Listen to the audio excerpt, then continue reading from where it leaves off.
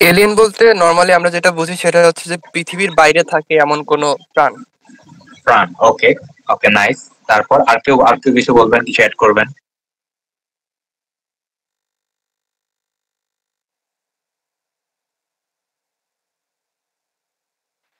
আমার ও, কাছে মনে হয় যে এমন কোনো প্রাণী গোষ্ঠী যারা হলো কি মানে আমাদের তো মহাবিশ্ব অনেক বড়, তো এই হুম জায়গায় হলো কি এই গ্রহের মতো আরেক গ্রহের কোনো প্রাণ থাকা তো অসম্ভব কিছু না, হুম তো আমরা জানি না। তো আমার হুম মনে হয় ওই মানে আমাদের পৃথিবীর মতন পৃথিবী না হোক বা কোনো একটা গ্রহ যেখানে প্রাণ অ্যাকচুয়ালি এক্সিস্ট করে এরকম একটা কিছু হতে পারে। ওকে। আচ্ছা, আর কেউ কিছু বলতে চাচ্ছেন? যে আমরা এলিয়েন বলতে আসলে কি বুঝি?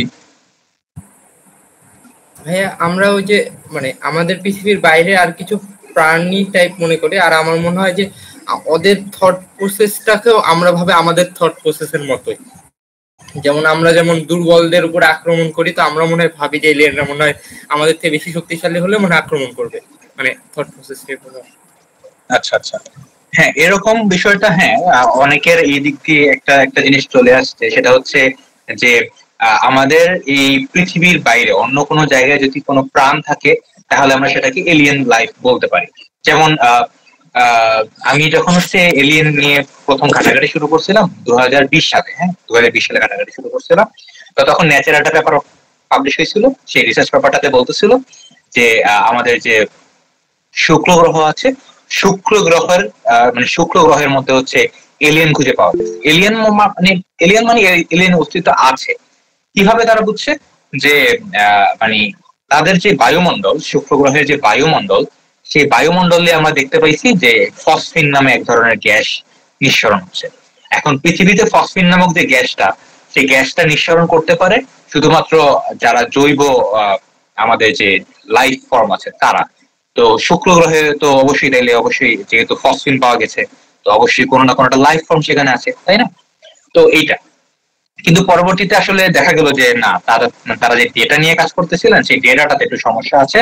সেটা অ্যাকচুয়ালি ফসফিন না, সেটা কার্বন ডাই অক্সাইড, যেটা থাকাটা খুব স্বাভাবিক।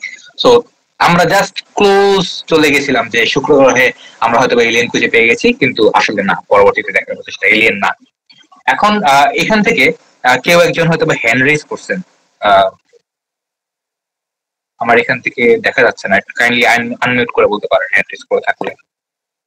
আমার মনে হয় যে এলিয়েনকে সংজ্ঞায়িত করতে গেলে ফার্স্টে জীবন বা প্রাণ জিনিসটাকে আমাদেরকে সংজ্ঞায়িত করতে হবে। লাইক এলিয়েন মানে এরকম না যে মানুষের মতো হাত পা থাকবে আর ইন্টেলেকচুয়াল হতে হবে। যদি যেমন আপনি এখানে অলরেডি ব্যাকটেরিয়া নিয়ে একটা স্লাইড এনে রেখেছেন, মানে এরকম কোন একটা সত্তা যে হয়তো বংশবৃদ্ধি করতে পারে অথবা মানে খাদ্য গ্রহণ করতে পারে এক্সেট্রা, এই যে জীবনের বেসিক বৈশিষ্ট্য সেটা যদি অন্য কোনো গ্রহে পাওয়া যায় তবে আমরা তাকে এলিয়েন হিসেবে কাউন্ট করতে পারি। নট নেসেসারিলি তাকে কথা বলতে হবে বা ম্যাথ পারতে হবে এক্সেট্রা। আই থিংক হ্যাঁ সো। হ্যাঁ, ওকে, জোস। এই এটা জোস একটা সংজ্ঞা বলছেন। আচ্ছা, আরেকজন হ্যাঁ, আরেকজন হ্যান্ড রেজ করছেন, নিলয়। আপনি বলতে পারেন। আচ্ছা, আমার কোয়েশ্চন হচ্ছে আমরা কি মহাবিশ্বে শুধু একা, নাকি আমাদের মতো আরো ইন্টেলিজেন্ট বুদ্ধিমান প্রাণী আছে? এবং আমার আরেকটা কোয়েশ্চন হচ্ছে যে আচ্ছা, এলিয়েন পৃথিবীতে যদি আসে তাহলে তাদের সাথে যোগাযোগের স্থাপনের মানে সবচেয়ে কার্যকরী উপায় কি হতে পারে? এ পর্যন্ত সবচেয়ে কার্যকরী উপায় কি বাবা হয়? এটা হচ্ছে আমার কোয়েশ্চন। আচ্ছা, আমরা কি আপনার দুটা প্রশ্নেরই উত্তর দেওয়ার চেষ্টা করব।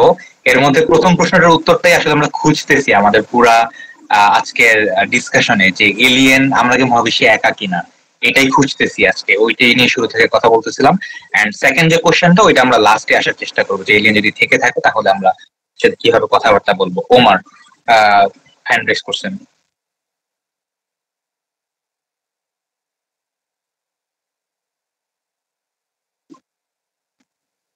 কিছু বলার থাকলে আপনি বলতে পারেন আনমিউট করে।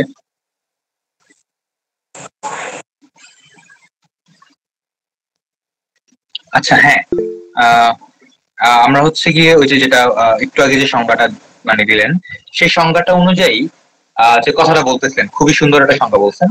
তো প্রাণ বলতে আসলে আমরা কি বুঝাই সেটার ব্যাপারে আসার আগে, এখানে যে স্লাইডটা দেখতে পাচ্ছেন, যারা ইন্টারমিডিয়েটে লেখাপড়া করছেন বায়োলজি, বা পরবর্তীতে যারা এই জিনিসগুলো ঘাটাঘাটি করছেন বা ঘাটাঘাটি করছেন তারা জানবেন যে ব্যাকটেরিয়া কিন্তু অ্যাকচুয়ালি কোনো প্রাণী না, মানে এটার আসলে জীবন নাই। হ্যাঁ, ব্যাকটেরিয়াকে আমরা জীব বলতে পারি না। এটা হচ্ছে গিয়ে কখনো জীবের মতো আচরণ করে, কখনো জড়বস্তুর মতো আচরণ করে। ওই যে লফের যে খুব বিখ্যাত সংজ্ঞা যে এ ভাইরাস ইজ এ ভাইরাস, ঠিক আছে, এটাকে আমরা হচ্ছে গিয়ে কোনো ধরনের জীব বলতে পারি না। এখন অন্য একটা গ্রহে যদি আমরা ব্যাকটেরিয়া খুঁজে পাই তাহলে কি আমরা তাকে এলিয়েন বলবো কিনা? এখন এটা করার জন্য আমরা যেটা করি সেটা হচ্ছে গিয়ে লাইফকে একটা ডেফিনেশনে ফেলাই যে জীবন বলতে আসলে আমরা কি বুঝি। অন্য গ্রহে যদি আমরা মানে ব্যাকটেরিয়াকে পাই এবং যদি ওই ব্যাকটেরিয়ার মধ্যে যদি এই ডেফিনেশনটা খাটে তাহলে আমরা ওই জিনিসটাকে বলবো যে ওকে ঠিক আছে, এটা একটা এলিয়েন। কিন্তু যদি ওই সংজ্ঞাতে অন্য কোনো বস্তু আমরা পাই তাহলে আসলে আমরা ওটাকে এলিয়েন বলবো না, সেটা যদি ব্যাকটেরিয়া হয় বা অন্য কোনো বস্তু হয়। তো সংজ্ঞাটা হচ্ছে যে প্রাণের সংজ্ঞা বলতে বোঝায় কোষ দিয়ে গঠিত এবং তার বিপাকীয় ক্রিয়া রয়েছে এবং সে পরবর্তী প্রজন্ম তৈরি করতে পারে। এরকম যদি কোনো একটা সত্তাকে আমরা পাই তাহলে আমরা তাকে বলবো যে এটা একটা প্রাণী বা এটার মধ্যে প্রাণ আছে, ঠিক আছে। এবং সেটা যদি আমরা পৃথিবীর বাইরে অন্য কোনো জায়গায় পাই তাহলে আমরা বলবো যে ওকে ঠিক আছে, এটা একটা এলিয়েন, ঠিক আছে। তো কোষ দিয়ে গঠিত হতে হবে, তার বিপাকীয় ক্রিয়া থাকতে হবে, মানে সে যা খাবার টাবার খাবে বা যেটাই সে করে সেটাকে মানে তার হজম করার ক্ষমতা থাকতে হবে। আর থার্ড হচ্ছে সে তার পরবর্তী প্রজন্ম তৈরি করে রেখে যেতে সক্ষম হবে। এরকম যাতে না হয় যে একটা হচ্ছে এলিয়েন তৈরি হয়েছে কিন্তু এর পরবর্তীতে তার আর কোনো ধরনের প্রজন্মই নাই, মানে ওইখানে সে ধ্বংস হয়ে গেছে তার প্রজন্ম। এরকম যদি হয় তাহলে তো আসলে আমরা এলিয়েন খুঁজে পাবো না, তাই না? মানে আমরা খুঁজে পাওয়ার আগে এলিয়েন সব শেষ। তো এই কারণে এই তিনটা জিনিস দিয়ে হচ্ছে আমরা প্রাণকে সংজ্ঞায়িত করছি যে এটা হচ্ছে প্রাণ। আমাদের পৃথিবীর বাইরে যদি এই তিনটা বৈশিষ্ট্য সম্পন্ন কোনো সত্তাকে আমরা খুঁজে পাই তাহলে আমরা তাকে বলবো যে আমরা প্রাণী খুঁজে পেয়েছি এবং সেটা হচ্ছে কি আমাদের এলিয়েন। এখন আরেকটা প্রশ্ন চলে আসে, সেটা হচ্ছে বুদ্ধিমান প্রাণ কাকে বলে। এখন বুদ্ধিমান প্রাণ কাকে বলে এই জিনিসটাকে আমরা ডিফাইন করে দিচ্ছি এইভাবে যে ধরেন যে অন্য কোনো একটা গ্যালাক্সিতে একটা এলিয়েন আমরা পাইলাম, ঠিক আছে।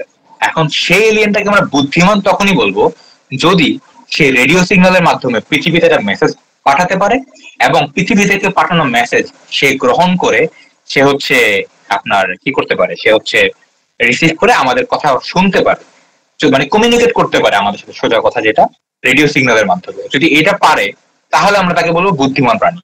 সে মানে ধরেন যে অনেক দূরের একটা গ্যালাক্সিতে বসে আছে, তার সাথে আমাদের কোনো যোগাযোগ হয় না, আমাদের সাথে তার কোনো যোগাযোগ হয় না, তাহলে কিন্তু আমরা তাকে বুদ্ধিমান প্রাণী বলতে পারবো না। এটা হচ্ছে আমাদের সংজ্ঞায়িত করা হয়েছে। এটা নিয়ে এই বুদ্ধিমান প্রাণীর সংজ্ঞা এটা নিয়ে পরবর্তীতে আরেকটু ডিসকাশন আমরা ঢুকবো। তবে তার আগ পর্যন্ত আমরা এই দুইটা জিনিস সংজ্ঞায়িত করে রাখলাম যে বুদ্ধিমান প্রাণী বলতে আপাতত আমরা কি বুঝবো আর প্রাণ বলতে আপাতত আমরা কি বুঝবো। হ্যাঁ, হোয়াই জাস্ট রেডিও সিগন্যাল, ব্যাপারটা আসলে এরকম যে আপনি এক্স রে, মাইক্রোওয়েভ বা অন্য যে কোনো কিছু যদি চিন্তা করেন সেগুলো দিয়ে কমিউনিকেট করা যায়, বা সেগুলো আসলে লং লাস্টিং না। রেডিও সিগন্যালের যে পরিমাণ এনার্জি থাকে সেই পরিমাণ এনার্জি আসলে অন্য আপনার ইয়েগুলো এক্স রে বলি বা মাইক্রোওয়েভ বলি সেগুলো থাকে না। সেগুলো যত বেশি দূরত্ব ট্রাভেল করে সেগুলোর বিস্তার তত বেশি কমে যায়, যার কারণে একটা নির্দিষ্ট দূরত্ব যাওয়ার পর সেগুলো আসলে আর থাকে না, হারিয়ে যায় মহাবিশ্বে। রেডিও সিগন্যাল খুব ভালো এই ক্ষেত্রে যে সে মহাবিশ্বের এক জায়গা থেকে অন্য অনেক দূরের জায়গায় যেতে পারে। এই কারণে রেডিও সিগন্যালকে হচ্ছে আমরা যোগাযোগের সিগন্যাল হিসেবে বেছে নিচ্ছি। আচ্ছা, আর কোনো কোশ্চেন কি ছিল এখানে? আচ্ছা, নেক্সট আমরা হচ্ছে কি নেক্সট স্লাইড। এখন চলে আসে ড্রেক সমীকরণ নামে একটা সমীকরণ। এই সমীকরণটা কি? এই সমীকরণটা হচ্ছে বিজ্ঞানী ড্রেক নামে একজন বিজ্ঞানী দিয়েছেন। তিনি চাচ্ছিলেন এই যে আমরা বললাম না এতক্ষণ ধরে প্রাণের সংজ্ঞা, বুদ্ধিমান প্রাণীর সংজ্ঞা বা বুদ্ধিমান সভ্যতার সংজ্ঞা, এইটার মানে আমাদের গ্যালাক্সিতে, মিল্কি ওয়ে গ্যালাক্সিতে কয়টা এরকম সভ্যতা আছে সেটা বের করার জন্য তিনি একটা ফর্মুলা বের করেছেন। তার ফর্মুলাটা হচ্ছে এরকম যে n সমান r স্টার, তারপর গুণ f planet, n habitable, f life, f intelligence, f civilisation into l, অনেক কিছু মিলে গুণ করে একটা জিনিস বানাইছে। তো সূত্রটা দেখে অনেক মানে খুবই জটিল মনে হতে পারে, আসলে এত জটিল না। আর স্টারটা হচ্ছে আমাদের যে ছায়াপথ বা আমাদের যে গ্যালাক্সিটা আছে মিল্কি ওয়ে গ্যালাক্সি, এই গ্যালাক্সিতে সূর্যের মতো নক্ষত্র কয়টা আছে সেটা হচ্ছে গিয়ে আর স্টারের মান। ধরেন যে আমাদের গ্যালাক্সিতে সূর্যের মতো স্টার আছে 10,000টা, তাহলে আর স্টারের মান হবে 10,000। এফ প্ল্যানেট কি? ওই যেই নক্ষত্রগুলো দেখতে সূর্যের মতো, সেই নক্ষত্রগুলোকে কেন্দ্র করে ঘুরতেছে এরকম এরকম গ্রহের সংখ্যা। ধরেন যে 10,000টা বললাম তো নক্ষত্র, 10,000 নক্ষত্রকে একটা নক্ষত্রকে কেন্দ্র করে ঘুরতেছে 2টা গ্রহ, আরেকটাকে 3টা গ্রহ, আরেকটাকে 1টা গ্রহ, এরকম করে প্রত্যেকটা নক্ষত্রেরই কিছু না কিছু গ্রহ হয়তো থাকতে পারে বা নাও থাকতে পারে। তো এরকম গ্রহের সংখ্যা, ঠিক আছে, এই স্টার গুলোকে কেন্দ্র করে ঘুরতেছে এরকম গ্রহের সংখ্যা হচ্ছে কি আমাদের এফ প্ল্যানেটের নাম্বার। এই যে গ্রহগুলো ঘুরতেছে এদের মধ্যে যে সকল গ্রহগুলো প্রাণ বান্ধব মানে প্রাণ নিতে পারে, এটাকে আমরা বলি অ্যানহ্যাবিটেবল। সকল গ্রহে কিন্তু প্রাণ থাকতে পারবে না। যেমন পৃথিবীতে এখন অনেক গরম, তাই না? পৃথিবী যদি সূর্যের আরো কাছে চলে যায় তাহলে কিন্তু গরম অনেক বেশি বেড়ে যাবে। পৃথিবীর তাপমাত্রা এত বেশি বেড়ে যাবে যে পৃথিবীতে আর হচ্ছে গিয়ে মানুষ বা অন্য কোনো প্রাণী বাঁচতে পারবে না। পানি টানি সব শুকিয়ে হচ্ছে গিয়ে আকাশে উড়ে যাবে, আমাদের বায়ুমণ্ডল নষ্ট হয়ে যাবে, তাই না? আবার যদি এখন যে অবস্থায় আছে সেখান থেকে যদি দূরে সরে যায় তাহলে কিন্তু সূর্যের তাপমাত্রা সে পাবে না, যার কারণে সে খুবই হিমশীতল হয়ে যাবে, ঠান্ডা হয়ে যাবে। তো এত ঠান্ডা জায়গাতেও কিন্তু প্রাণ বাঁচতে পারে না, তাই না? সেখানেও কিন্তু প্রাণ থাকতে পারবে না। তো এমন মানে গ্রহ থাকলেই আমাদের সূর্যের মতো গ্রহ যে নক্ষত্রগুলো সেগুলোকে কেন্দ্র করে ঘুরতেছে এরকম গ্রহগুলোই প্রত্যেকটা গ্রহ কিন্তু প্রাণ বান্ধব না। এর মধ্যে যেই কয়টা গ্রহ প্রাণ বান্ধব সেইটা হচ্ছে অ্যানহ্যাবিটেবল। এফ লাইফ কি?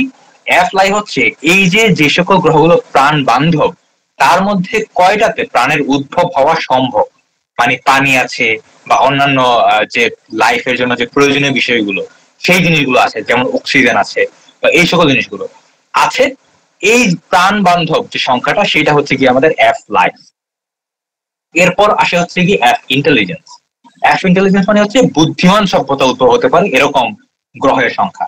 সকল গ্রহে কিন্তু এখন পর্যন্ত আপনি বুদ্ধিমান সভ্যতা তৈরি করতে পারবেন না। মানে বুদ্ধিমান সভ্যতা তৈরি করার মানে হচ্ছে যে যারা আছে সেখানে যে সকল প্রাণ আছে তারা কিন্তু আপনার টেকনোলজিক্যালি অ্যাডভান্স হইতে হবে, তারা রেডিও সিগন্যালের মাধ্যমে অ্যান্টেনা তৈরি করে আমাদের সাথে যোগাযোগ করতে সক্ষম হইতে হবে, তাই না? এখন যদি বলি একটা ব্যাকটেরিয়া আছে, সেখানে ব্যাকটেরিয়া তো অ্যান্টেনা তৈরি করতে পারে না, তাই না? তো ব্যাপারটা এরকম যে এফ ইন্টেলিজেন্স ব্যাপারটা হচ্ছে ওই সংখ্যাটা যে কয়টা গ্রহ এরকম আছে যেখানে হচ্ছে বুদ্ধিমান সভ্যতার উদ্ভব হতে পারে। আর হচ্ছে এফ সিভিলাইজেশন। এফ সিভিলাইজেশন কি? যে রেডিও সিগন্যালের মাধ্যমে যোগাযোগ করতে পারবে আমাদের সাথে এরকম সভ্যতার সংখ্যা কয়টা, সেটা হচ্ছে গিয়ে এটার মাধ্যমে এখানে আসবে, মানে সম্ভাবনাটা থেকে এখানে আসে। আর এল হচ্ছে সভ্যতার আয়ুষ্কাল। যেমন আমাদের যে আমরা রেডিও সিগন্যাল এর থ্রুতে যে যোগাযোগের যে মাধ্যমটা সেটা জাস্ট 200 বছরে হচ্ছে ডেভেলপ করতে পারছি। তো আমরা ধারণা করতেছি যে একটা সভ্যতাকে কমপক্ষে 200 বছর টিকতে হবে, মানে ওই সভ্যতা যদি 200 বছর টিকতে না পারে তাহলে আমরা একটা সিগন্যাল পাঠাইলাম, সেই সিগন্যাল আমাদের মানে ধরেন যে গ্যালাক্সি অপর প্রান্তে আছে, আমরা একটা সিগন্যাল পাঠাইলাম, কিন্তু আমরা যখন সিগন্যাল পাঠাইছি ওই সময়ে এলিয়েনদের অস্তিত্ব আছে আমাদের গ্যালাক্সির অন্য একটা সাইডে, কিন্তু সিগন্যাল পৌঁছাইতে ওই সিগন্যাল ওইখানে এলিয়েন সভ্যতা গুলো ধ্বংস হয়ে গেল, তাহলে তো আসলে আমি সিগন্যাল পাঠায় লাভ হইল না, তাই না? তো ওই সভ্যতাটাকে টিকতে হবে, আয়ুষ্কাল 200 বছরের কম হইতে পারবে না। তো এই কারণে এই আরেকটা টার্ম এখানে দেওয়া হয়েছে সভ্যতার আয়ুষ্কাল। এই সবগুলো যখন আমি গুণ করি তখন আমি দেখতে পাই যে আমাদের মিল্কি ওয়ে গ্যালাক্সিতে আসলে কয়টা এরকম সভ্যতা আছে যারা রেডিও সিগন্যালের মাধ্যমে যোগাযোগ করতে পারবে। এই যে সমীকরণটা এটাকে বলা হয় ড্রেক সমীকরণ। এখন ড্রেক সমীকরণ থেকে আমরা আসলে কি জানি? ড্রেক সমীকরণ থেকে হিসাব করে মানে প্রথম কাজ করছে হচ্ছে গ্রিন ব্যাংক অবজারভেটরি নামে একটা অবজারভেটরি 1961 সালে। তারা হিসাব করে দেখছে যে এই যে সভ্যতা এখানে এন এর মান চলে আসে আপনার, মানে তারা হচ্ছে এই জিনিসগুলোর মান তারা বের করছে। কিভাবে দিছে? তারা হচ্ছে আকাশে একটা সার্ভে করতো, রেডিও স্কাই সার্ভে। তো তো তারা যে সার্ভেটা করছে সেখান থেকে অনেকগুলো গ্রহ তারা খুঁজে পাইছে। সেই গ্রহের মধ্যে তারা বায়ুমণ্ডল চেক করে দেখছে সেখানে প্রাণের উদ্ভব সম্ভব কিনা। এরকম করে প্রত্যেকটা ফ্যাক্টরের মান তারা বসাইছে, বসায় দেখছে এন এর মান কত আসে। তাদের হিসাব মতে এন এর মান চলে আসে 10⁻³ থেকে 10⁸ মানে প্রায় আপনার 10,000 থেকে কত 10⁸ মানে 1-এর পর 8টা শূন্য। তো আমাদের গ্যালাক্সিতে যদি এতগুলো সভ্যতা থাকে তাইলে তো মানে বলা যায় যে আমাদের প্রতিবেশী গ্যালাক্সিতেও এলিয়েন থাকার কথা, অ্যান্ড্রোমেডা গ্যালাক্সিতেও। তো মানে বিষয়টা এরকম হয়ে গেল না যে মানে এতগুলি সভ্যতা কিন্তু আমাদের সাথে দেখা করতে আসে না, তাই না? ব্যাপারটা কিরকম একটা রুট শোনায় যে এতগুলো সভ্যতা আছে, একটাকে আমরা খুঁজে পাইনি। তো পরবর্তীতে বিজ্ঞানীরা দেখলো যে আসলে আমাদের কাছে ডেটা কম ছিল, এই কারণে এই মানে এত বিশাল একটা সংখ্যা চলে আসছে। বাস্তবে আসলে আমাদের গ্যালাক্সিতে এতগুলো সভ্যতা নাই। পরবর্তীতে কার্ল সেগান সহ আরো কিছু বিজ্ঞানী এই সেম জিনিসগুলোর মান আবার নতুন করে হচ্ছে হিসাব করলেন। হিসাব করে দেখলেন যে আমাদের এই গ্যালাক্সিতে সভ্যতার সংখ্যা হবে 1 থেকে 10টা। মানে আমাদের গ্যালাক্সিতে আপনার 1 থেকে 10টার ইন্টেলিজেন্ট সভ্যতা আছে, ইন্টেলিজেন্ট এলিয়েন সিভিলাইজেশন আছে আমাদের গ্যালাক্সিতে। এটা কার্ল সেগানের মত, কার্ল সেগানের হিসাব থেকে এটা বের হয়েছে। কার্ল সেগান তো অনেক বড় একজন জ্যোতির্বিজ্ঞানী এবং সায়েন্স পপুলারাইজার ছিলেন। তো তার কাছ থেকে হচ্ছে কি এই সংখ্যাটা বের হয়েছে। পরবর্তীতে এলিয়েনের সংখ্যাটা নির্ধারণ করার জন্য এবং এই যে আরো এই জিনিসগুলো প্যারামিটার গুলোর মান আরো অ্যাকুরেটলি বের করার জন্য কেপলার স্পেস টেলিস্কোপ নামে একটা স্পেস টেলিস্কোপ মহাকাশে লঞ্চ করা হয়েছিল। তো সেই টেলিস্কোপ থেকে প্রাপ্ত যে তথ্য আছে সেগুলোকে পর্যবেক্ষণ করে ডেভিড কেটলিন তিনি হচ্ছে গিয়ে এই সমীকরণে মানগুলো আবার বসাইছেন। বসায় দেখলেন যে এন এর মান কত আসে, মানে আরো অ্যাকুরেট করার চেষ্টা করা হয়েছে এই সমীকরণটাকে। সমীকরণ করে মানে তারা দেখলেন যে আরো অ্যাকুরেট করার পর আমাদের এই গ্যালাক্সিতে, নট মহাবিশ্বে, আমাদের এই গ্যালাক্সিতে বুদ্ধিমান এলিয়েন সভ্যতার সংখ্যা 4টা। ঠিক আছে, তো আমাদের ছাড়াও আমাদের এই গ্যালাক্সিতে আসলে কি আছে, এলিয়েন সভ্যতা 4টা আছে। এটা হচ্ছে গিয়ে এই সমীকরণ থেকে বের হয়। এখন পর্যন্ত কোনো কোশ্চেন আছে কারো?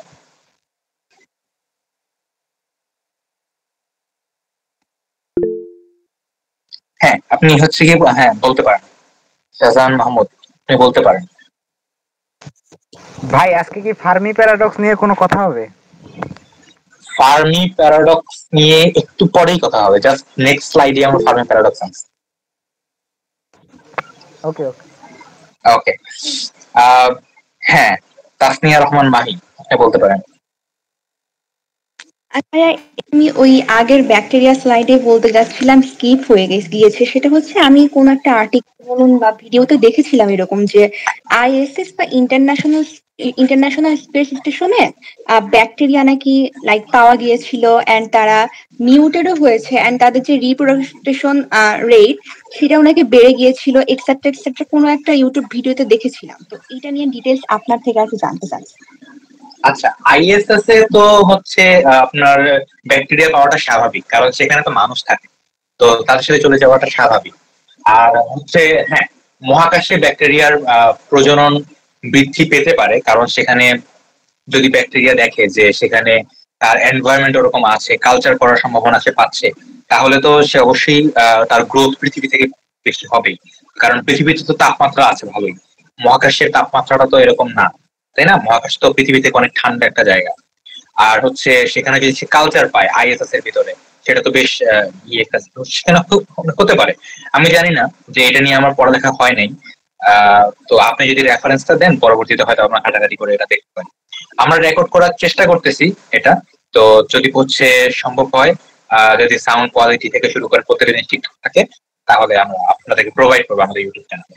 ওকে, তো এখন এখানে দুইটা সমস্যা চলে আসে। 1 নম্বর সমস্যা হচ্ছে যে এতক্ষণ ধরে যে এই যে আপনারা বলতেছিলেন না যে রেডিও সিগন্যাল কেন, মানে বুদ্ধিমান সভ্যতা বলতে আমরা যে বলতেছি যে রেডিও সিগন্যাল দিয়ে কমিউনিকেট করতে পারবে, তাহলে তাকে আমরা বুদ্ধিমান বলতেছি। কিন্তু ফিলিপ মরিসন নামে এক জ্যোতির্বিজ্ঞানী, তিনি ফার্স্ট কোশ্চেন করছেন যে এটা কেমন কথা যে রেডিও সিগন্যাল দিয়ে হচ্ছে আমরা বুদ্ধিমত্তা যাচাই করবো।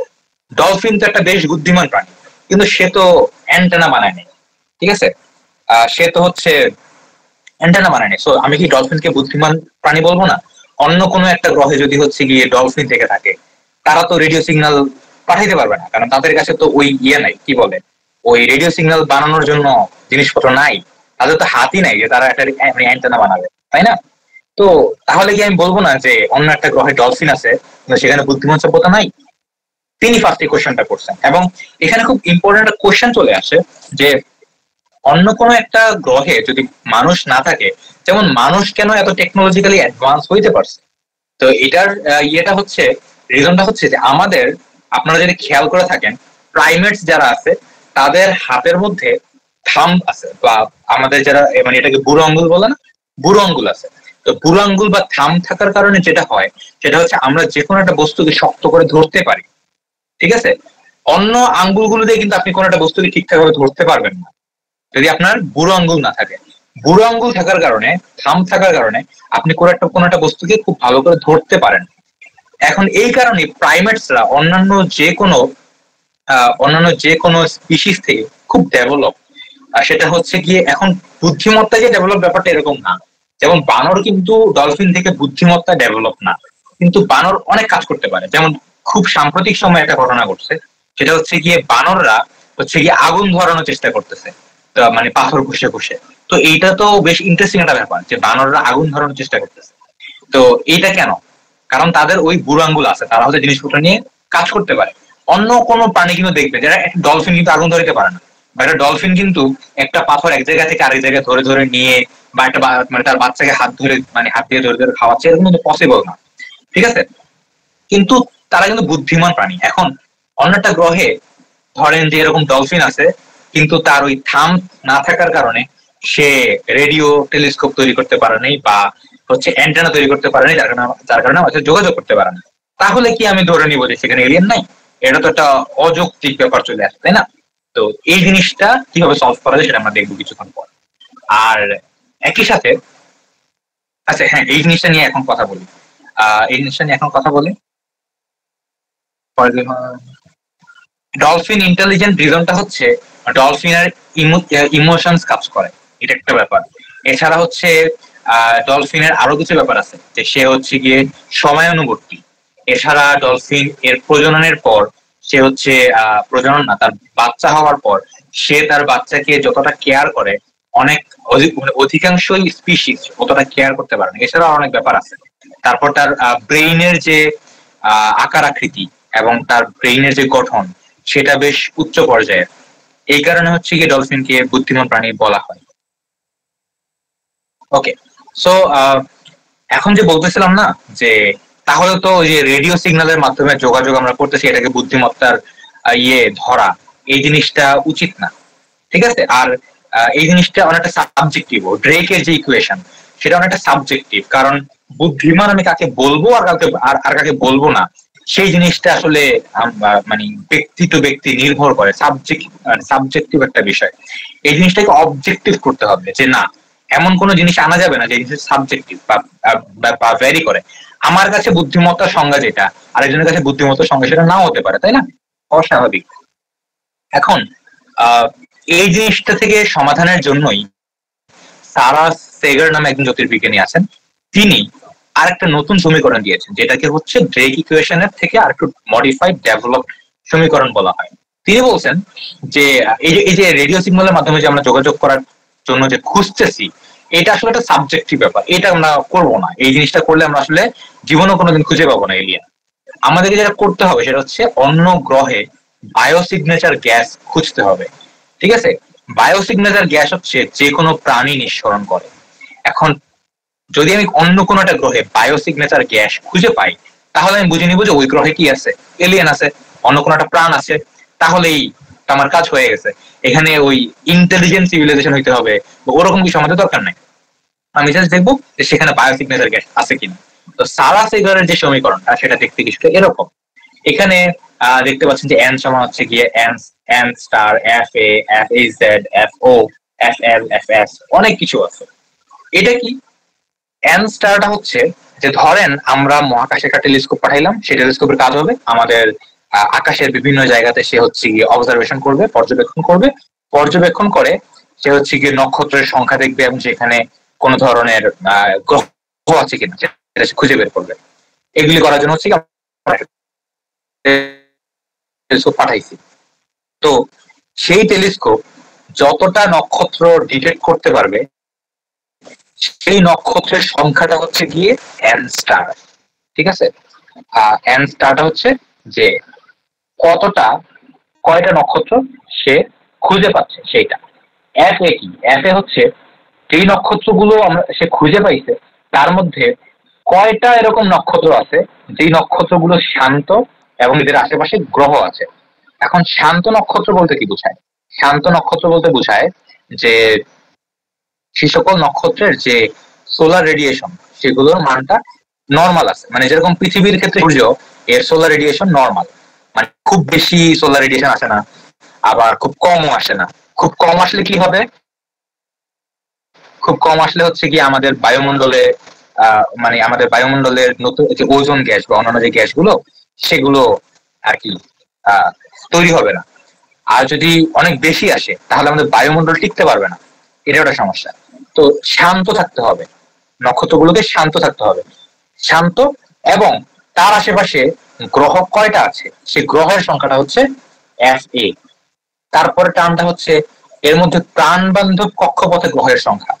প্রাণবান্ধব কক্ষপথে গ্রহের সংখ্যা মানে ওইটাই যে ওই যে জোনটা, যে জোনের মধ্যে হচ্ছে আপনার থাকলে গ্রহগুলো প্রাণ ধারণ করতে পারবে। যদি সূর্যের বেশি কাছাকাছি হয়ে যায় তাহলেও সেখানে প্রাণ ধারণ সম্ভব না, কারণ তাপমাত্রা অনেক বেশি। আবার যদি বেশি দূরে চলে যায় তাহলেও সেখানে সম্ভব না, কারণ তাপমাত্রা অনেক বেশি কম। ঠিক আছে, তো প্রাণবান্ধব কক্ষপথে গ্রহ কয়টা আছে সেটা হচ্ছে কি আমাদের এফ জেড। এফ হচ্ছে এর মধ্যে কয়টা গ্রহ আমরা পর্যবেক্ষণ করতে পারি সেই সংখ্যাটা হচ্ছে গিয়ে এফ ও। এফ এল হচ্ছে সেখানে প্রাণের উপস্থিতির সম্ভাবনা কত, সেইটা হচ্ছে গিয়ে এফ এল। আর এফ এসটা হচ্ছে আমরা বায়োসিগনেচার বর্ণালীতে ওই গ্রহটাকে দেখতে পারবো কিনা, মানে ওই যে গ্রহটা আছে সেটার যে বায়ুমণ্ডল, সে বায়ুমণ্ডলটা আমরা দেখতে পাচ্ছি কিনা আমাদের বর্ণালীতে, এবং সেখানে কোন কোন গ্যাস আছে সেটা দেখতে পাচ্ছি কিনা, সেটা হচ্ছে গ্যাস। আপনি যখন এই সকল টার্মগুলোর মানগুলি মানে বসিয়ে গুণ করবেন তখন আপনি এন পেয়ে যাবেন। এইটা হচ্ছে গিয়ে সারার সমীকরণ। এটা দিয়েও আমাদের এই গ্যালাক্সিতে কয়টা এলিয়েন সভ্যতা আছে সেটা ডিটেক্ট করা যায়। ঠিক আছে, তো এর মধ্যে গোল্ডিলক জোন কি? গোল্ডিলক জোন হচ্ছে এটা আমাদের ধরেন সূর্য, এর মধ্যে এইটা হচ্ছে একটা লিমিট। এই লিমিটের বাইরে যদি কোনো গ্রহ থাকে তাহলে সেই সূর্যের ক্ষেত্রে বেশি তাপমাত্রা পেয়ে যাবে, তাহলে বেশি তাপমাত্রা থাকার কারণে সেখানেও লাইফ ফর্ম করতে পারবে না। আবার তাহলে সেখানে তাপমাত্রা খুব কম হয়ে যাবে, যার কারণে হচ্ছে সেখানেও লাইফ ফর্ম করতে পারবে না। এই যে জোনটা, এই জোনটাকে বলা হয় গোল্ডিলক্স জোন। সীমাগুলো নিয়ে দেখানো হয়েছে, কিন্তু বাস্তবে আমাদের এই যে ভিনাস এবং মার্স, এই দুইটাও গোল্ডিলক্স জোনের মধ্যে পড়ে। মানে আমাদের সৌরজগতে মার্স এবং মানে মঙ্গল গ্রহ এবং ভিনাস বা শুক্র গ্রহ, দুইটা গ্রহেই হচ্ছে জীবন থাকতে পারে, এটার সম্ভাবনা আছে। তো এই জোনটার নিম্ন সীমাটা হচ্ছে 0.95 অ্যাস্ট্রোনমিক্যাল ইউনিট, মানে সূর্য থেকে পৃথিবীর দূরত্বটাকে আমরা ধরি 1 অ্যাস্ট্রোনমিক্যাল ইউনিট। তো পৃথিবীর আরেকটু আগে 0.95 অ্যাস্ট্রোনমিক্যাল ইউনিট, এবং পৃথিবী থেকে একটু পরে 1.15 অ্যাস্ট্রোনমিক্যাল ইউনিট। এই যে দূরত্বটা, এই দূরত্বটা হচ্ছে গোল্ডিলক্স জোন। ঠিক আছে, তো সারা সেগারের যে সমীকরণটা ছিল সেই সমীকরণটা থেকে হচ্ছে আমরা যখন মানগুলো বসাই বিভিন্ন ইয়ের মাধ্যমে, তখন আমরা কি দেখতে পাই? তখন আমরা দেখতে পাই যে সারা সেগার আসলে 14,000 বায়োসিগনেচার অণুর তালিকা একটা প্রকাশ করছেন, যে এই সকল অণুগুলো হচ্ছে বায়োসিগনেচার। এগুলো যদি থাকে তাহলে আমরা ধরে নিব যে ওই গ্রহে প্রাণ আছে। এবং এই মানগুলো হচ্ছে মানে তিনি বসাইছেন এই সমীকরণে। বসানোর পর তিনি দেখছেন যে এন এর মান চলে আসে 1, মানে আমাদের এই গ্যালাক্সিতে বা এলিয়েন সভ্যতার সংখ্যাটা 1। এটা আমাদের ছাড়া কিন্তু, হ্যাঁ, এটা আমাদের ছাড়া। তো আমাদের ছাড়াও আরেকটা সভ্যতা এরকম আছে যারা হচ্ছে বায়োসিগনেচার গ্যাস নিঃসরণ করবে, বা হচ্ছে তাদের যে গ্রহটা আছে সেখানে বায়োসিগনেচার গ্যাস থাকবে, প্রাণ থাকবে। এটা মোটামুটি বেশ অ্যাকুরেসির সাথে সারা সেগারের সমীকরণ থেকে আমরা বলতে পারি থাকবে, এটা আমরা বলতে পারি। এখন এখানে আসলে আরেকটা ব্যাপার, সেটা হচ্ছে যে এটা আমরা বললাম যে অমুক একটা গ্রহে প্রাণ আছে। আচ্ছা, এখন পর্যন্ত কোনো কোশ্চেন আছে এই বিষয়টা নিয়ে?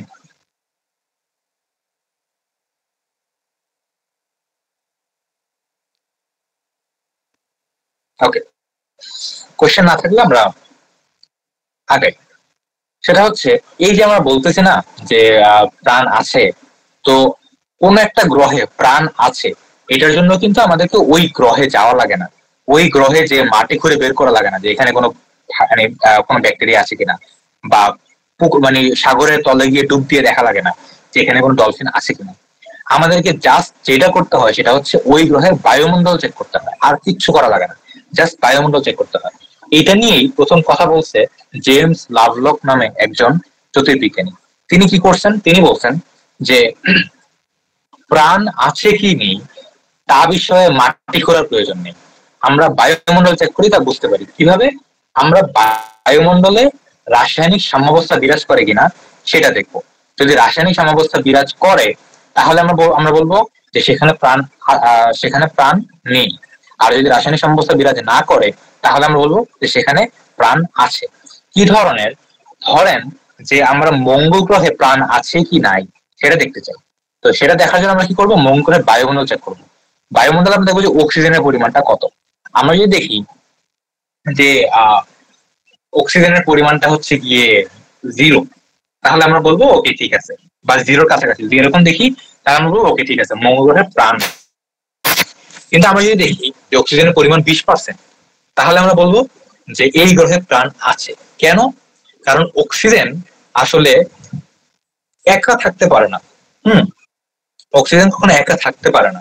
সে যেটা হয়, বায়ুমণ্ডল যত বেশি উপরে উঠতে থাকে তত বেশি সে আপনার ওই ওজোন গ্যাস এবং অন্যান্য ইয়ের সাথে মানে মিলে ওজোন গ্যাস তৈরি করে ফেলে, বা অন্যান্য আরো কিছু গ্যাসে সে তৈরি হয়ে মানে ইয়ে করে ফেলে। অক্সিজেন থাকতে পারে না, সে ফ্রি রেডিকেলে ভাগ হয়ে যায়। এখন এটা হচ্ছে স্বাভাবিক অবস্থা। তো মঙ্গল গ্রহেও অক্সিজেন যেগুলো ছিল এক সময়ে সেগুলো কি হয়েছে? সেগুলো এরকম ভাগ হয়ে মঙ্গল গ্রহ থেকে বের হয়ে গেছে। তো মঙ্গল গ্রহে অক্সিজেনের পরিমাণ খুবই কম। এখন কোন একটা গ্রহে অক্সিজেন 20% আছে, এর মানে কি? যে অক্সিজেন আছে সেগুলো ফ্রি রেডিকেলে ভাগ হয়ে যায়, সেই অক্সিজেন গুলো আর অক্সিজেন থাকে না। কিন্তু নতুন অক্সিজেনও তৈরি হয়, কেউ না কেউ শ্বসন প্রক্রিয়ার মাধ্যমে বা হচ্ছে আপনার সালোকসংশ্লেষণ প্রক্রিয়ার মাধ্যমে, অন্য কোনো প্রক্রিয়ার মাধ্যমে অক্সিজেন তৈরি করতেছে। কারণ অক্সিজেন তো থাকার কথা না, অক্সিজেন গুলো তো সব সাম্যাবস্থায় চলে আসার কথা, কিন্তু সেটা সেখানে থাকতেছে না। সেখান থেকে এক্সট্রা কিছু অক্সিজেন আছে, এর মানে হচ্ছে যে সেই গ্রহে অবশ্যই কিছু না কিছু আছে। এটা শুধুমাত্র অক্সিজেন না, অন্য যে কোনো গ্যাসের ক্ষেত্রে যে যেই পরিমাণ থাকার কথা সেই পরিমাণ না থাকে, যদি এক্সট্রা কিছু থাকে তাহলে আমরা ধরে নিব যে সেখানে আসলে অন্য কোনো একটা লাইফ ফর্ম আছে। এই ব্যবস্থাটাকে বলা হয় কেমিক্যাল ইকুইলিব্রিয়াম বা রাসায়নিক সাম্যাবস্থা। তো আমরা জাস্ট বায়ুমণ্ডল চেক করি, বায়ুমণ্ডল চেক করে দেখি যে এই গ্রহ মানে এই বায়ুমণ্ডলে অমুক গ্যাস এত % থাকার কথা, কিন্তু তার থেকে বেশি আছে কিনা। যদি বেশি থাকে তাহলে সেখানে অবশ্যই লাইফ আছে। আচ্ছা, কিছু কোয়েশ্চেন আসছে কতবা না? কোনো কোয়েশ্চেন থাকলে করতে পারেন। আসসালামু আলাইকুম ভাইয়া, আমার একটা কোশ্চেন। হ্যাঁ, তো সেটা হচ্ছে যে এই যে এলিয়েন আছে কি নেই এটার জন্য দুইটা প্যারামিটার সেট করছেন, একটা হচ্ছে প্রাণের অস্তিত্ব থাকে আর একটা হচ্ছে আপনার বুদ্ধিমত্তা নির্ণয়ের জন্য রেডিও সিগন্যাল। এখন ভাই হচ্ছে যে এটা কৃত্রিম উপায় রেডিও সিগন্যাল না, মানে এটা তো কোনো প্রাকৃতিক ব্যাপার না। আমরা যেমন রেডিও সিগন্যাল তৈরি করি কৃত্রিম ভাবে কোনো একটা টেকনোলজির সাহায্যে। এখন আমরা যেদিন আমাদের এগুলো তো এই অনেক আগের দিকে রেডিও সিগন্যাল তৈরি করি এমন তো না, এগুলো তো কয়েক এই হয়তো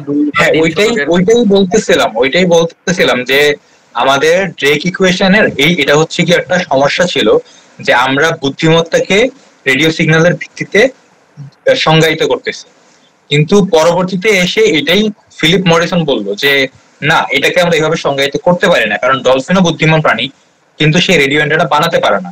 তো আমাদেরকে অন্য কোনো ভাবে ডিফাইন করতে হবে, সংজ্ঞায়িত করতে হবে জীবনকে। তো সেটাই করছে সারা সেগার যে না, এই সাবজেক্টের ব্যাপারে থাকা যাবে না, বরং আমরা দেখবো যে অন্য গ্রহে বায়ো সিগন্যাল আছে কিনা। ঠিক আছে, রেডিও সিগন্যাল সে পাঠাতে পারে কি পারে না সেটা আমাদের দেখার বিষয় না। যদি অন্য কোনো একটা গ্রহে আমরা বায়ুমণ্ডলে দেখি যে সেখানে বায়ো সিগনেচার আছে, তাহলে আমরা ধরে নিব যে ওই গ্রহে এলিয়েনও আছে। ঠিক আছে, তো ওইখান থেকেই তার সমীকরণটা দেওয়া হয়েছে, এবং ওইটার ভিত্তিতে আমরা জানতে পারছি যে এরকম সভ্যতা, যেই সভ্যতাটা হচ্ছে গিয়ে আপনার বায়োসিগনেচার গ্যাস তৈরি করতে পারবে, এরকম সভ্যতার সংখ্যা আমাদের গ্যালাক্সিতে একটা। এটাই হচ্ছে গিয়ে সারা সেগারের কথা ছিল, ঠিক আছে। আর আমার বায়ুমণ্ডলে ওই প্রাণ আছে কিনা সেটাই বুঝতে পারি হচ্ছে গিয়ে জেমস লাভলকের যে কেমিক্যাল ইকুইলিব্রিয়ামের থিওরি, সেটা থেকে। যদি যতটুকু কেমিক্যাল থাকার কথা, যতটুকু পার্সেন্টেজে থাকার কথা, তার থেকে বেশি থাকে, এর মানে হচ্ছে কোনো না কোনো একটা জীব সেটা উৎপাদন করতেছে, ঠিক আছে। কোনো একটা বায়োগ্যাস যদি থেকে থাকে, কোনো না কোনো একটা জীব সেটা উৎপাদন করতেছে, তো অবশ্যই সেখানে প্রাণ থাকবে। ওকে, এরপরের স্লাইডে আমরা যাই। যে মনে করেন এলিয়েন আছে, এটা আমরা প্রমাণ করলাম কোনো একদিন একেবারে ফাইনালি, বাট তাদের সাথে আমরা কোনোদিনই যোগাযোগ করতে পারবো না বা যোগাযোগ হবে না, এটাও যদি নিশ্চিত হয়ে যায়, তাহলে কি কোনো সমস্যা হবে পুরো আলোচনায়? না, পুরো আলোচনায় কোনো সমস্যা হবে না। আমরা বেসিক্যালি এখন সারা সেগারের কথা মোতাবেক যা খুঁজতেছি সেটা হচ্ছে যে অন্য একটা গ্রহে প্রাণ আছে কিনা, সে কমিউনিকেট করতে পারে কিনা, কথা বলতে পারে কিনা, সে আগুন জ্বালাইতে পারে কিনা, এগুলো কোনো কিছু ম্যাটার করে না। সে যা শ্বাস নিতে পারে কিনা, বা সে ওই যে প্রাণের যে সংজ্ঞাটা আমরা বলছি যে সে প্রজনন করতে পারে, কিংবা সে হচ্ছে গিয়ে খাবার দাবার খাইতে পারে, বা বিপাকীয় ক্রিয়াদার আছে, যদি বা মানে এবং কোষ দিয়ে তৈরি, যদি এরকম হয়ে থাকে তাহলেই এনাফ, আমাদের আর তার কাছ থেকে কোনো চাওয়া পাওয়া নাই, ঠিক আছে। আরেকটা বিষয় হচ্ছে ভাইয়া, বায়োসিগনেচার গ্যাস দিয়ে কিভাবে বুদ্ধিমত্তা মানে বুদ্ধিমত্তার কোনো ব্যাপার নাই। এখন এলিয়েন নিয়ে আমরা যেটা খুঁজতেছি সেটা বুদ্ধিমত্তার সাথে কোনো সম্পর্ক নাই। এখন আমরা বুদ্ধিমান সভ্যতা খুঁজতেছি না, এখন আমরা যেটা খুঁজতেছি সেটা হচ্ছে কোন একটা মানে কোষ দিয়ে তৈরি এরকম কোন একটা প্রাণী যেটা বিপাকীয় কাজ করতে পারে এবং যেটা প্রজনন করতে পারে, এইটাই। তার বুদ্ধিমত্তা আছে কি নাই এটা নিয়ে আমাদের কোনো কিছু মানে দেখাশোনার বিষয় না। আচ্ছা, ঠিক আছে। নেক্সট ব্যাপারটা হচ্ছে এই যে আমরা এত কিছু বললাম না, সারা সেগার, ড্রেক, এত কিছু বললাম, তো এগুলো নিয়ে বারবার এনরিকো ফার্মির একটা কথা চলেছে। এনরিকো ফার্মি খুবই বিখ্যাত একজন পদার্থবিজ্ঞানী ছিলেন। তিনি ওই আপনার ইয়েতেও কাজ করছেন, আপনাদের যে ম্যানহাটন প্রজেক্ট আছে না, খুব সম্ভবত ম্যানহাটন প্রজেক্টে কাজ করছে ও ওই যে রবার্ট ওপেনহাইমারের সাথে আপনার ওই নিউক্লিয়ার বোমা তৈরিতে। এছাড়াও এনরিকো ফার্মি হচ্ছে পদার্থবিজ্ঞানের আরো অনেক কিছুতে কাজ করছে, নিউক্লিয়ার ফিজিক্সে বেসিক্যালি ওনার অনেক অবদান আছে। তো ওনারা সায়েন্টিস্টরা মিলে একদিন আড্ডা দিয়েছিলেন, ঠিক আছে। আড্ডা দিতে দিতে একদিন হঠাৎ করে মানে এনরিকো ফার্মি হচ্ছে বিলিভ করতেন না যে এলিয়েন আছে। তো তিনি যখন মানে মানুষ যখন বলতেছেন যে অমুকে এটা বের করছে, তোমাকে ওইটা বের করছে, আমাদের এতটা সভ্যতা আছে, অতটা সভ্যতা আছে, বা এতগুলো হচ্ছে কি এলিয়েন থাকতেই পারে, অনেক অনেক যুক্তিটা মানে অনেক যুক্তি দেখাচ্ছে যে না না এলিয়েন আছেই, তুমি বিশ্বাস করো এলিয়েন আছেই। তখন এনরিকো ফার্মি একটা কোশ্চেন করছে, এতই যদি এলিয়েন সভ্যতা থেকে থাকে তাহলে তারা কোথায়? তার প্রশ্নটা এইটাই যে তাহলে তারা কোথায়? যে আমরা তো কম খুঁজতেছি না এখন পর্যন্ত। Kepler space telescope, James Webb space telescope, Hubble space telescope সহ, মানে তারপর স্পেসিফিকলি কেপলার স্পেস টেলিস্কোপ এবং টেস নামে একটা টেলিস্কোপ, এই দুটো টেলিস্কোপ পাঠানো হয়েছে এক্সোপ্ল্যানেট নিয়ে কাজ করার জন্য, যে এলিয়েন খোঁজার জন্য। এছাড়া সেটি কাজ করে, গ্রিন ব্যাংক অবজারভেটরি কাজ করে, চায়নার ফাস্ট টেলিস্কোপ কাজ করে, আগে এরিজোনার আরেসিবো টেলিস্কোপ কাজ করতো জাস্ট এলিয়েন খোঁজার কাজে। তো এই যে কাজ করতেছে, এত মানুষ কাজ করতেছে, এরপর আমাদের গ্যালাক্সিতে এতগুলো থাকার কথা এলিয়েন সভ্যতা, আমরা একটাও কেন পাই না? তার প্রশ্ন ছিল এইটাই, ঠিক আছে, যে পাই না কেন। তো এইখানে হচ্ছে একটা প্যারাডক্সের সৃষ্টি হয় যে আসলে যদি এতগুলো সভ্যতা থেকে থাকে তাহলে তার কই, তারা কেন, মানে তারা কি লুকায় রাখছে, তারা কি মানে তারা কি আমার মতো ইন্ট্রোভার্ট, কথা বলতে পছন্দ করে না, নাকি লাজুক, না ব্যাপারটা কি, যে তারা হচ্ছে মানে কি? এখন এই জায়গাতে হচ্ছে প্যারাডক্সটা তৈরি হয়ে যায় যে আসলে আমরা এটার কোনো উত্তর আমাদের কাছে নাই। যে যদি তারা থেকেও থাকে, মানে হিসাব থেকে তো আসতেছে যে থাকার কথা, কিন্তু কেন পাচ্ছি না ওইটা আমরা জানি না, ঠিক আছে। এটা এনরিকো ফার্মির কোশ্চেন ছিল। এখানে একটা মজার বিষয় উল্লেখ করি, যেহেতু একদম শুরুতে রাজনীতি, অর্থনীতি এগুলো নিয়ে আলাপ আলোচনা শুরু করে দিয়েছিলাম, ওই তো এই কথাটা বলে রাখি। সেটা হচ্ছে আমরা এখন যখন এনরিকো ফার্মির কথাটা বলি তখন আমরা বলি যে এনরিকো ফার্মি কোশ্চেন করছে যে হোয়ার আর দে, মানে তারা কোথায়, যে এলিয়েনরা কোথায়, তারা কোথায়। তো উনি এখন আমরা যে বইগুলো পড়ি, বইগুলোতে লেখা যে হোয়ার আর দে শব্দটা উল্লেখ করা। অন্যদিকে এনরিকো ফার্মি অ্যাকচুয়ালি দে শব্দটা উল্লেখ করেন নাই, তিনি উল্লেখ করছিলেন যে হোয়ার ইজ এভরিবডি, যে কোথায় বাকিরা, ঠিক আছে। তো এনরিকো ফার্মি উল্লেখ করছেন হোয়ার ইজ এভরিবডি, কিন্তু মানে এখন আমরা বইগুলোতে পড়ি বা কার্ল সেগানের বই বা অন্যান্য সায়েন্স পপুলারাইজিং এর যে বইগুলো আছে সেগুলো বা পপ সায়েন্সের যে বইগুলো আছে সেগুলো পড়লে আমরা দেখি যে এনরিকো ফার্মি কোয়েশ্চেন করছেন হোয়ার আর দে, এই এভরিবডি থেকে দে কিভাবে হয়ে গেল। এটা আসলে চলে আসে কালচারাল হেজিমনির কারণে, মানে কি ধরনের, যে এনরিকো ফার্মি তো ছিলেন হচ্ছে গিয়ে আপনার যখন কাজ শেষ করছে তো তিনি হোয়ার ইজ এভরিবডি উল্লেখ করছেন। এভরিবডি কিন্তু একটা ইনক্লুসিভ মানে ওয়ার্ড, তাই না, যে ইনক্লুসিভ ওয়ার্ড, যে এভরিবডি কোথায়, সবাই কোথায়, ইনক্লুসিভ ওয়ার্ড। তো এই জিনিসটা বা সমতা রক্ষার সাথে এই শব্দটা জড়িত, ইনক্লুসিভনেস এর সাথে বা সমতার সাথে। তো এই ধরনের ওয়ার্ডিংস ইউজ করতে অ্যাকচুয়ালি সোভিয়েত ইউনিয়নে যারা ছিল তারা হোয়ার ইজ এভরিবডি এই ধরনের, মানে সবাইকে একই সমতা দিয়ে তারপর কথাবার্তা বলা। এই কারণে ওই যে আপনারা তো মিম ইউজ করেন অনেক, যে আমেরিকানরা হচ্ছে গিয়ে যে যখন বলে যে কিছুটা বলে, তো রাশিয়ানরা বলে যে ওইটা আমাদের বা আস, তাই না। তো এই যে আজ বলে বা নিজেদের মধ্যে একটা ইয়ে নিয়ে এসে, মানে ইনক্লুসিভনেস এর যে ব্যাপারটা যে নিয়ে আসে, এইটা হচ্ছে গিয়ে এনরিকো ফার্মির কথায় ছিল যে হোয়ার ইজ এভরিবডি। কিন্তু কার্ল সেগান সহ পরবর্তীতে আরো যারা বিজ্ঞানীরা লিখছেন, নীল ডিগ্রাস সেগান সহ যারা লিখছেন, তারা অ্যাকচুয়ালি আমেরিকানিজম থেকে বইগুলো লিখছেন। তো লেখার কারণে যেটা হয় যে তারা ওই ইনক্লুসিভনেস এর ব্যাপারটা আনেন না, এলিয়েনকে তারা একটা আলাদা জাতি হিসেবে চিন্তা করেন বা আলাদা একটা সভ্যতা হিসেবে চিন্তা করেন, যার কারণে তারা ওই কোশ্চেনটাকে ওইভাবে আনেন যে হোয়ার আর দে, তারা ওই এলিয়েনকে বা সভ্যতাটাকে নিজেদের সাথে মানে বা নিজেদেরকে সমজাত ভাবেন না বা নিজেদের সাথে ইনক্লুসিভ ভাবেন না, তাদেরকে এক্সক্লুসিভ ভাবে ধরেন। তো ওইখান থেকেই তারা যখন লিখছেন তখন হোয়ার ইজ এভরিবডিটা হয়ে গেছে হোয়ার আর দে। এটা আসছে কালচারাল হেজিমনির কারণে। তো এনরিকো ফার্মির কথাটা এই জায়গাতে ছিল এবং প্যারাডক্সটা এই জায়গাতে। এখন আমরা এখন চলে আসবে আসলে তর্কের ব্যাপার স্যাপার। এতক্ষণ যা বললাম সেগুলো অনেকটাই ম্যাথমেটিক্স, কিন্তু এখন চলে আসবে তর্কের ব্যাপার স্যাপার। এর আগ পর্যন্ত কোনো কোশ্চেন থাকলে করতে পারেন। আমি একটু নিঃশ্বাস নিয়ে টানা কথা বলতেছি তো।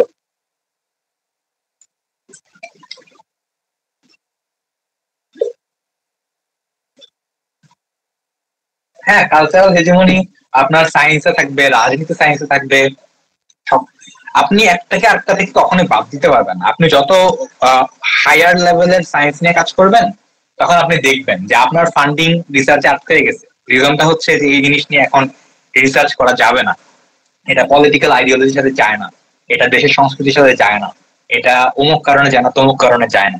এরকম বহু রিজনিং আছে। আপনি হচ্ছে গিয়ে দেখবেন যে সায়েন্স সাথে জড়িত। তো সায়েন্স বিষয়টা তার নিজের প্রতাপে আগাইতে পারে, ব্যাপারটা সবসময় এরকম না বা এতটা ইজি না যেটা আমরা ভাবি। ওকে, তো আমরা হচ্ছে গিয়ে এখন যেই বিষয়টা নিয়ে কথা বলবো সেটা হচ্ছে কোপার্নিকান শব্দ। তো আপনারা হয়তো বা কোপার্নিকাসের নাম শুনছেন, ইভেন আমাদের যে অর্গানাইজেশনটা Copernicus astronomical memorial of SUST, এইটাও ওই কোপার্নিকাসের নাম অনুসারে দেওয়া হয়েছে। সো কোপার্নিকাস এমন কি ফেমাস করছে, এমন বিখ্যাত কি করছে আপনারা বলেন তো একটু। এখানে দেখেন না, বলেন কোপার্নিকাস কি করছে, কোপার্নিকাস কেন ইতিহাসে এত এত বিখ্যাত? কোপার্নিকাসে প্রবাবলি সর্বপ্রথম বলেন যে সূর্যকে কেন্দ্র করে পৃথিবী ঘুরছে আর পৃথিবীকে কেন্দ্র করে সবকিছু ঘুরতেছে না, এরকম কিছু। হ্যাঁ হ্যাঁ, এই জিনিসটা গুরুত্বপূর্ণ। আর কেউ কিছু অ্যাড করবেন? প্যারাডাইম শিফট ঘটাইছে, ওকে, দ্যাট ইজ অলসো ট্রু। এটা আসলেই একটা বড় বিপ্লব বা প্যারাডাইম শিফট ছিল যখন সে বলছে যে আমাদের কি ছিল, ওই মানে পৃথিবী না সূর্য, মানে পৃথিবী ঘুরতেছে সূর্যকে কেন্দ্র করে, এই ব্যাপারটা। তো ওইটাই হচ্ছে কোপার্নিকান শর্ত। কিন্তু কোপার্নিকান শর্ত আসলে মানে মেইন ব্যাপারটা এটা না যে সে বলছে যে আমাদের মহাবিশ্বের কেন্দ্রে পৃথিবী না সূর্য। এই যে কথাটা সে আনছে, এই কথাটা একটা খুব বিপ্লবী একটা কথা ছিল। কি ধরনের বিপ্লবী কথা ছিল যে এত তার আগ পর্যন্ত অধিকাংশ সভ্যতায় ধরা হইতো বা ভাবা হইতো যে আমাদের পৃথিবী খুবই স্পেশাল একটা জায়গা, মহাবিশ্বের একমাত্র জায়গা, এবং স্পেশাল হওয়ার কারণেই সবাই ধরে নিয়েছে যে সকল কিছু পৃথিবীকে কেন্দ্র করে ঘুরে, ঠিক আছে, সকল কিছু পৃথিবী কেন্দ্রিক।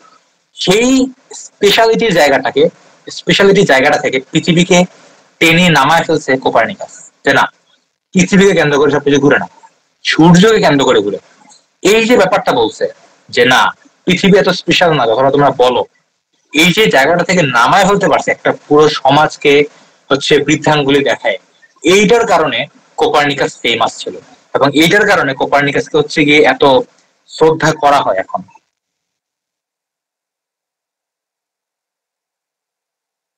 আর এটাকে না, আমার কাছে মনে হয় যে পপ সায়েন্সে আমি যদি এভরিবডি বলিও তাহলেও সেটা বোঝা পসিবল, কারণ আমিও তো এই যে হোয়ার ইজ এভরিবডি এই জিনিসটা পপ সায়েন্সের বই থেকেই পড়ছি, ঠিক আছে। এটা যেটা কালচারাল হেজিমনের উদাহরণ, সেটা আমি পপ সায়েন্সের বইতেই পড়ছি।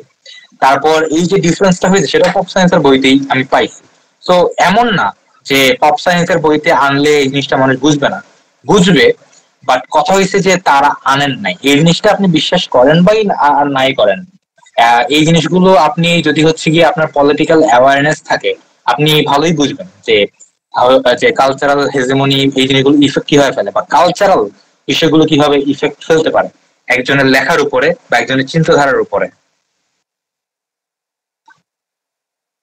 হ্যাঁ, এটাই বলতেছি যে they create the sense of otherness. এইটাই হচ্ছে গিয়ে ওই কার্ল সেগান বা অন্যান্যদের বক্তব্য ছিল যে এলিয়েনরা আসলে আদার, তারা আমাদের মতো না, ঠিক আছে, বা ইনক্লুসিভ না, যেটাকে হচ্ছে এনরিকো ফার্মি বলছে যে এভরিবডি, সেটা ইনক্লুসিভ।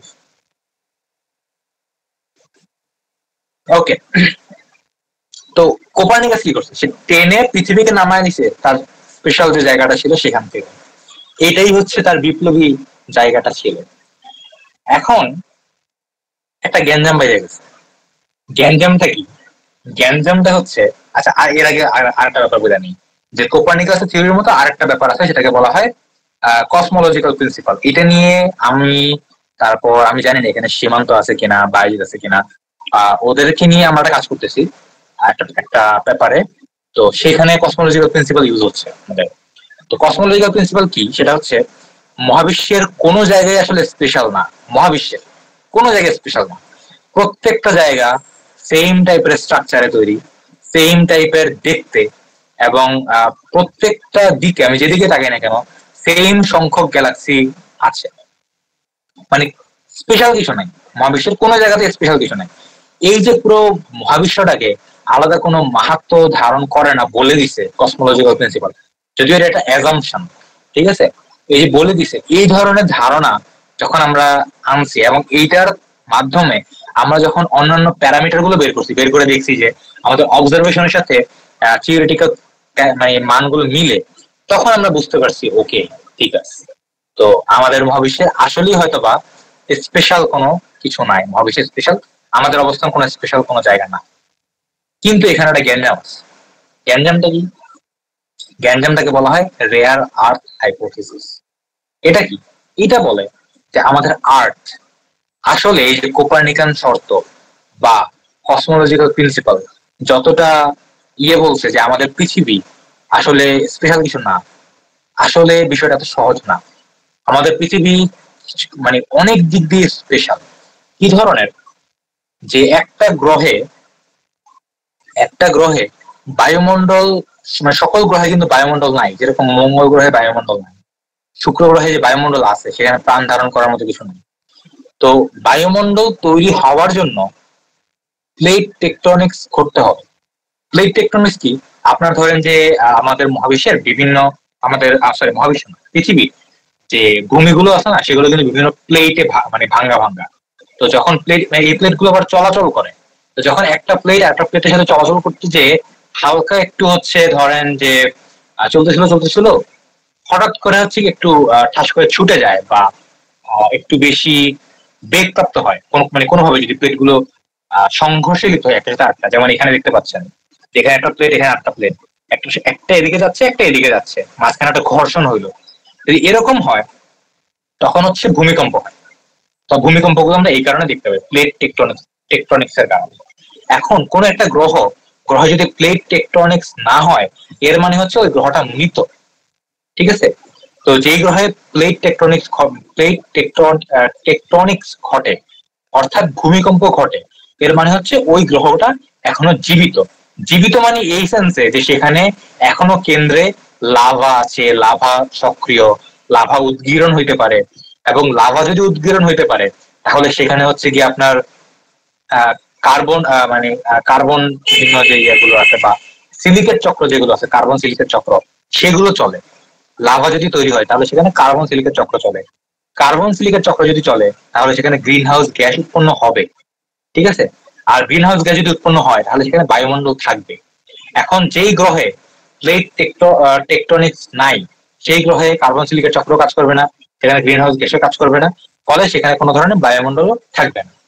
তো আমাদের পৃথিবীতে প্লেট টেকটনিক্স ঘটে, অন্যদিকে মঙ্গল গ্রহে কিন্তু খুবই মৃদু পরিমাণে ঘটে, চাঁদে কিন্তু খুবই মৃদু পরিমাণে ঘটে, তারপর বৃহস্পতি গ্রহে কিন্তু খুবই মৃদু পরিমাণে ঘটে। তো এই যে ব্যাপারগুলি, এই জিনিসগুলো হচ্ছে আমাদের পৃথিবীকে স্পেশাল বানায় একটা দিক দিয়ে, যে আমাদের পৃথিবীতে প্লেট টেকটনিক্স ঘটে। সেকেন্ড জিনিস হচ্ছে আমাদের পৃথিবীর উপগ্রহ আছে। ঠিক আছে? এখন উপগ্রহের সংখ্যাটা ম্যাটার করে। অনেক বেশি যদি উপগ্রহ থাকে তাহলেও সেখানে আসলে কিছু গ্যাঞ্জাম আছে, ওইটা নিয়ে পরে বলতেছি। সেকেন্ড মানে উপগ্রহ থাকতে হবে, এটা একটা ব্যাপার। উপগ্রহ থাকলে জোয়ার ভাটা হয়। আপনারা ইন্টারস্টেলার মুভি দেখছেন না? সেখানে দেখছেন যে যদি অনেক বেশি অভিকর্ষজ আকর্ষণ কাজ করে তাহলে কি হবে, অনেক বিশাল পরিমাণ, অনেক বিশাল বড় বড় উচ্চতা ঢেউ তৈরি হবে। ফলে কি হবে, ফলে সেখানে কিন্তু কোনো ধরনের জীবন তৈরি হইতে পারবে না, তাই না? মানে যেমন ধরেন যে ওইখানে ইন্টারস্টেলার মুভিতে ওরা যে নাম ছিল ওইখানে, তাই না? নামার পরে কি হয়েছে, নামার পরে তাদের স্পেসশিপ কিন্তু ভেঙে যেতে নিছিল ঢেউগুলোর কারণে। তো যদি এত বড় বড় ঢেউ হয় তাহলে তো সেখানে মানব বা কোনো প্রাণ টিকতে পারবে না। তো জোয়ার ভাটা নিয়ন্ত্রণ করে কিন্তু মানে উপগ্রহ। তো উপগ্রহ থাকতে হবে ওই পরিমাণে এবং ওই সাইজের উপগ্রহ থাকতে হবে, এটা একটা ব্যাপার। সেকেন্ড ব্যাপার হচ্ছে উপগ্রহের কারণে কিন্তু আমাদের পৃথিবীর যে ঘূর্ণন অক্ষের যে আনতি, সেটাকে সুস্থিত রাখা যায়। মানে আমাদের পৃথিবী কিন্তু এখন একদম সোজা দাঁড়ায় মানে সূর্যকে কেন্দ্র করে ঘুরি এরকম না, এটা কিন্তু তার অক্ষের সাথে 23.5 ডিগ্রির মতো বেঁকে আছে, তাই না? এটা আপনারা জানেন। তো এই যে 23.5 ডিগ্রি বেঁকে আছে, এইটা একটা খুব গুরুত্বপূর্ণ ব্যাপার। যদি 23.5 ডিগ্রি সে বেঁকে না থাকতো তাহলে কিন্তু এখানে ঋতুর আবির্ভাব ঘটতো না। ঋতুর আবির্ভাব যদি না ঘটে তাহলে আসলে ওই একটা জায়গাতে অনেক ঠান্ডা হইতো, একটা জায়গাতে অনেক গরম, মাঝখানে নাতিশীতোষ্ণ কোনো পরিবেশ হইতো না। ঠিক আছে? ফলে সেখানে জীবন ধারণের সম্ভাবনা খুবই কমে যেত। আরেকটা ব্যাপার হচ্ছে যে উপগ্রহ যদি থাকে, একটা গ্রহ মানে স্বাভাবিকভাবে যখন তৈরি হয়, তৈরি হওয়ার পর সে প্রচন্ড বেগে ঘুরতে থাকে। এখন এই বেগটাকে কমানোর উপায় হচ্ছে সেটা যদি একটা উপগ্রহ থাকে তাহলে উপগ্রহের আকর্ষণের কারণে সেই গ্রহটার বেগ আস্তে আস্তে কমা শুরু করে। এখন বেগ যদি অনেক বেশি হয় তাহলে সেখানে যদি মানুষ দাঁড়ায়, মানুষ তো ছিটকে পড়ে যাবে, তাই না? সেখানে তো থাকতে পারবে না। এই কারণে কি হয়, পৃথিবীর যে মানে অন্য যে গ্রহটা আছে সেই গ্রহের বেগটাকেও কম হইতে হয়। বেগটাকে কম করতে হইলে উপগ্রহ লাগবে। এখন এই যে ব্যাপারগুলো বললাম, জোয়ার ভাটা নিয়ন্ত্রণ বা ঘূর্ণন অক্ষের আনতিকে সুস্থিত রাখা বা পৃথিবীর ঘূর্ণনকে কমিয়ে দেওয়া, এই জিনিসগুলো পৃথিবীর ক্ষেত্রে চাঁদ করতে পারছে ঠিকঠাক ভাবে। মানে যতটুকু করলেই প্রাণ এখানে বেঁচে থাকতে পারবে অতটুকুই করছে, এর বেশিও করে না, এর কমও করে না। এই যে ব্যাপারটা, এটা এখন পর্যন্ত অন্য কোনো গ্রহে পাওয়া যায় না। এটা একটা খুব গুরুত্বপূর্ণ ব্যাপার। ঠিক আছে?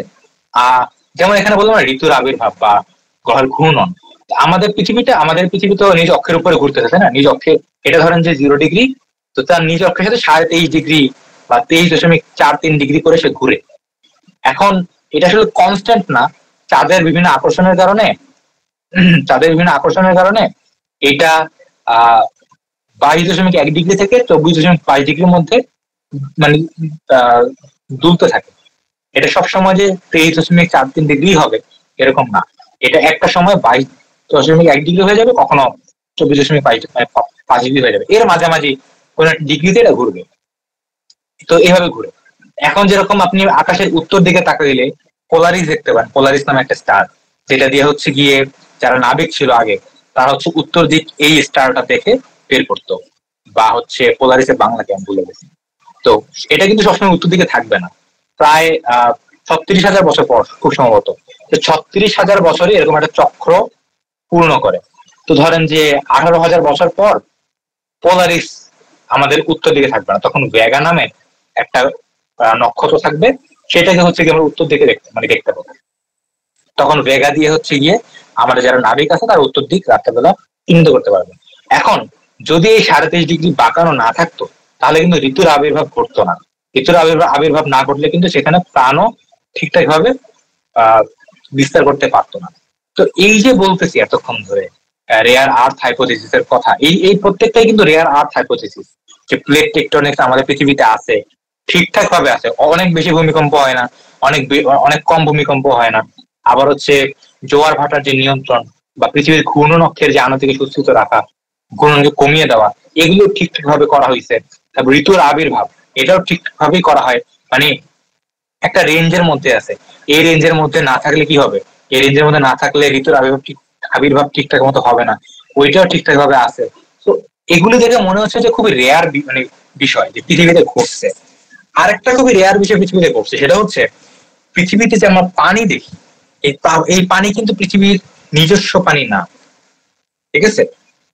মানে এই পানি পৃথিবীতে শুরুতে ছিল না, এই পানি পরবর্তীতে আসছে। কিভাবে আসছে? যে আমাদের সৌরজগতের বাইরের দিকে আপনার হচ্ছে কুইপার বেল্ট বা ওর্ট ক্লাউড আছে, এখানে অনেক কমেট এবং অনেক অ্যাস্টেরয়েড আছে। তো তো এখন আমরা যেটা জানি এখন পর্যন্ত, যে হাইপোথিসিসটা খুবই ফেমাস, সেটা হচ্ছে আমাদের এই পৃথিবীর পানি আসলে পৃথিবীর না, অনেক আগে, ঠিক আছে, অনেক আগে কি হয়েছে, এই যে কিছু ধূমকেতু ছিল, কিছু অ্যাস্টেরয়েড বা গ্রহাণু ছিল, তাদের মধ্যে ওগুলোতে তো বরফ আছে, কমেট গুলোতে বরফ আছে, ওগুলো ঠান্ডা হওয়ার কারণে সেগুলো বরফ জমে যায়। তো ওইগুলো কি করছে কি অনেক বিশাল পরিমাণ ধূমকেতু বা অ্যাস্টেরয়েড পৃথিবীতে এসে আঘাত হানছে। এরকম আঘাত হানার কারণে পৃথিবীতে ওই আস্তে আস্তে পানি এভাবে জমা শুরু করছে, এভাবে জমতে জমতে অনেক পানি হয়ে গেছে। তারপর সেখান থেকে হচ্ছে আপনার আস্তে আস্তে বায়ুমণ্ডল তৈরি হয়েছে, সেখান থেকে বৃষ্টির যে পানি চক্র সেটা তৈরি হয়েছে। এইভাবে করে হচ্ছে কি আমাদের পৃথিবীতে পানি আমরা এখন দেখতে পাই। এই পানি পৃথিবীতে শুরুতে ছিল না। এখন প্রশ্ন হচ্ছে কয়টা এরকম পৃথিবী থাকা সম্ভব, কয়টা এরকম গ্রহ থাকা সম্ভব যেখানে এরকম একটা রেয়ার ইনসিডেন্ট, যেখানে হচ্ছে কি অনেক মানে এসে সেখানে পানি তৈরি করছে, কয়টা সম্ভব? এইটা একটা ব্যাপার, যে যেখানে পানিও আছে, টেকটনিক প্লেট গুলো ঠিকঠাক ভাবে চলে, তারপর ঠিকঠাক ভাবে সে নিজের অক্ষের উপর হেলেও আছে, তারপর তার একটা সুন্দর মতো উপগ্রহ আছে, তারপর হচ্ছে সেটা হ্যাবিটেবল জোনেও আছে, বিভিন্ন ফ্যাক্টর, এত ফ্যাক্টর গুলো মিলে সেটা ঠিকঠাক জায়গায় আছে। এটা আসলে কতটুকু সম্ভব, এইটাই হচ্ছে রেয়ার আর্থ হাইপোথিসিস। এটা অনুযায়ী বলে যে না, আসলে আমাদের পৃথিবীটা খুব রেয়ার। কোপার্নিকান শর্ত যেটা বলে যে না, আমরা আসলে রেয়ার না, আমরা খুবই সিম্পল একটা খুবই নর্মাল একটা জায়গায় আছি, আমাদের এটা স্পেশাল কিছু না। রেয়ার আর্থ হাইপোথিসিসটা বলে না, পৃথিবী আসলে একটা স্পেশাল জায়গা, কারণ এখানে এতগুলো দুর্ঘটনা, এতগুলো ইনসিডেন্ট ঘটতে পারছে যেটা অন্য কোনো জায়গায় এখনো পর্যন্ত আমরা আমাদের দেখা মতো করতে পারে নাই। এই কারণে পৃথিবীকে আমরা রেয়ার আর্থ বলতেছি। এখন আরেকটা বিতর্ক চলে যায়, সেটা হচ্ছে এই যে আমরা বলতেছি না এতক্ষণ ধরে যে আমরা এইভাবে এলিয়েন খুঁজবো, ওইভাবে এলিয়েন খুঁজবো, অনেক কিছু আছে যে জিনিসটা ভুল হওয়া সম্ভব, আমাদের গোড়ায় গলদ থাকা সম্ভব। কি ধরনের গোড়ায় গলদ থাকা সম্ভব? যেরকম আমরা এখন যে এলিয়েন খুঁজতেছি, আমরা মূলত আমাদের মতো মানুষ খুঁজতেছি আসলে, যেই যেই ধরনের প্রাণী আসলে কার্বন বেসড, ঠিক আছে, তাদের ডিএনএ তে হচ্ছে ওই কার্বন বেসড ডিএনএ এরকম। কিন্তু এরকমও তো হওয়া সম্ভব যেখানে কার্বন না, আপনি যদি পিরিয়ডিক টেবিল দেখেন তাহলে কার্বন আছে, তার নিচে সিলিকন আছে, তার নিচে আরো অনেক মলিকুলস আছে না। এরকমও তো প্রত্যেকটারই তো 4টা করে হাত আছে, 4টা করে হাত থাকা মানে হচ্ছে প্রত্যেকটাই হচ্ছে গিয়ে ডিএনএ তৈরি করতে পারবে বা প্রাণের ক্ষেত্রে একটা গুরুত্বপূর্ণ ভূমিকা পালন করতে পারবে। তাহলে এখানে এই প্রশ্নটা আসে যে আমরা তো কার্বন বেস লাইফ খুঁজতেছি, এরকমও তো হওয়া সম্ভব যে সিলিকন বেস লাইফ আসলে অন্য কোনো জায়গায় ফর্ম হয়ে আছে, কিন্তু আমরা তো খুঁজতেছি না সিলিকন বেস লাইফ।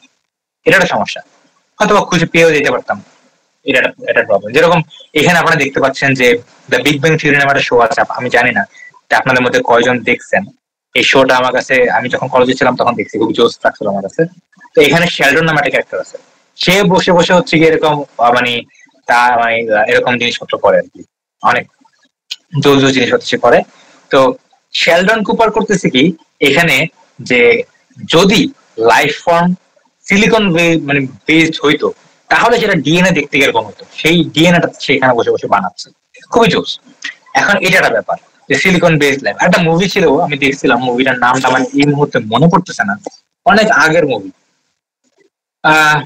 ওইখানেও সিলিকন বেসড একটা এলিয়েন লাইফের উল্লেখ ছিল, যে একটা সিলিকন বেসড লাইফ এসে একটা ধূমকেতুতে করে হচ্ছে পৃথিবীতে আসছে, এসে একটা ডেজার্ট এসে পড়ছে, পরে একটা গুহা আর কি, একটা গুহায় এসে পড়ছে, সেখানে খুব দ্রুত হচ্ছে কি এলিয়েন লাইফ তাদের প্রজনন করতে পারছে, এবং খুব দ্রুত তারা হচ্ছে গিয়ে তাদের স্পিসিস ইভলভ করছে। এবং এর একটা পর্যায়ে যে যারা বিজ্ঞানী ছিল এবং যারা হচ্ছে গিয়ে আপনার এফবিআই এজেন্ট ছিল, তাদের উপরে হচ্ছে গিয়ে এরা হামলা শুরু করছে, পরে আমেরিকার সবাই এসে হচ্ছে গিয়ে তাদেরকে রক্ষা করছে, অনেক অনেক মানে গল্প আর কি। তো ওইখানে সিলিকন বেসড লাইফের কথা বলা ছিল। এছাড়া আসলে আরো অনেক ফ্যাক্টর থাকা পসিবল, যে ফ্যাক্টর গুলো হয়তো আমরা চিন্তাই করতেছি না, যে এইভাবেও তো লাইফ থাকা পসিবল, কিন্তু আমরা আসলে আমাদের বেসিসে সবকিছু যাচাই করতেছি, যে আমরা আমাদের যে নলেজ সেটার বেসিসে যাচাই করতেছি। এখন এখান থেকে যতটা সম্ভব ততটা বেশি নিউট্রাল হতে হবে। যেমন আগে বুদ্ধিমত্তার যে ধারণা, সেখানে আমরা মানে সংজ্ঞায়িত করছিলাম যে রেডিও সিগন্যাল। পরবর্তীতে সারা সেগার বললো যে না, এটা তো আসলে একটা নিউট্রাল কিছু হইলো না, তো আমরা বায়োগ্যাস খুঁজবো। এখন বায়োগ্যাস খুঁজতে গিয়ে মনে হচ্ছে আমরা তো কার্বন বেসড লাইফ খুঁজতেছি, সিলিকন বেসড না। সিলিকন বেসড তো হতে পারে, এই জায়গাতেও এসে হচ্ছে গিয়ে আমাদের কি করতে হবে, নিউট্রালিটি আনতে হবে। ওগুলো হয়তো বা আপনারা যারা আছেন তারা ভবিষ্যতে কাজ করবেন এগুলো নিয়ে। তো মোটামুটি এতটুকু আমার বলার ছিল। বিতর্ক যা শুরু হয়েছে আপনাদের মানে এই কথার মাধ্যমে, যার অনেক কিছু তো পসিবল। এখন আপনারা বলেন যে আপনাদের কি মনে হচ্ছে এলিয়েন লাইফ নিয়ে, আপনাদের কথাবার্তা আমরা শুনতে চাচ্ছি।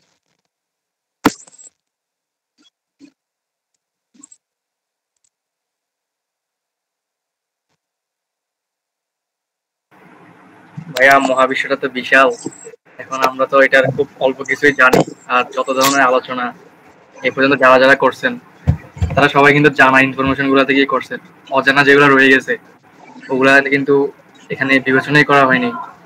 এখন বিষয়টা কি এমন হয়ে যাচ্ছে না যে আমরা অনেক কিছু অজানা রেখে দিয়ে যেগুলো জানতেছি অল্প কিছু, ওগুলা দিয়ে সিদ্ধান্তে পৌঁছানোর চেষ্টা করতেছি, অথচ এইটাই হচ্ছে গুরুত্বপূর্ণ ব্যাপার সায়েন্সের। এই জিনিসটাই হচ্ছে মজার ভাই। দেখেন ফিলোসফাররা সে একটা জায়গায় জ্ঞান করতো বারবার, সেটা হচ্ছে যে তার আগে পারফেকশনে পৌঁছানোর চেষ্টা মানে চিন্তা করতো বুদ্ধিভিত্তিক ভাবে, তারপরে সেটাকে অ্যাপ্লাই করে রেজাল্ট দেখার চেষ্টা করতো। কিন্তু সায়েন্টিস্টরা বারবার ট্রায়াল এন্ড এররের থ্রুতে যাচ্ছে, যে যে চেক করার চেষ্টা করতেছে। যেমন আপনি যদি এখন কোন ধরনের মানে আপনি দেখবেন যে আরো 2000 বছর আগে, আরো 2000 বছর কি তারও আগে সক্রেটিস কিংবা প্লেটো ন্যায় কি সেটাকে সংজ্ঞায়িত করা নিয়ে কাজ করে গেছে। এখনো ফিলোসফাররা ন্যায় কি সেখানে বসে আছে এই প্রশ্নটা নিয়ে।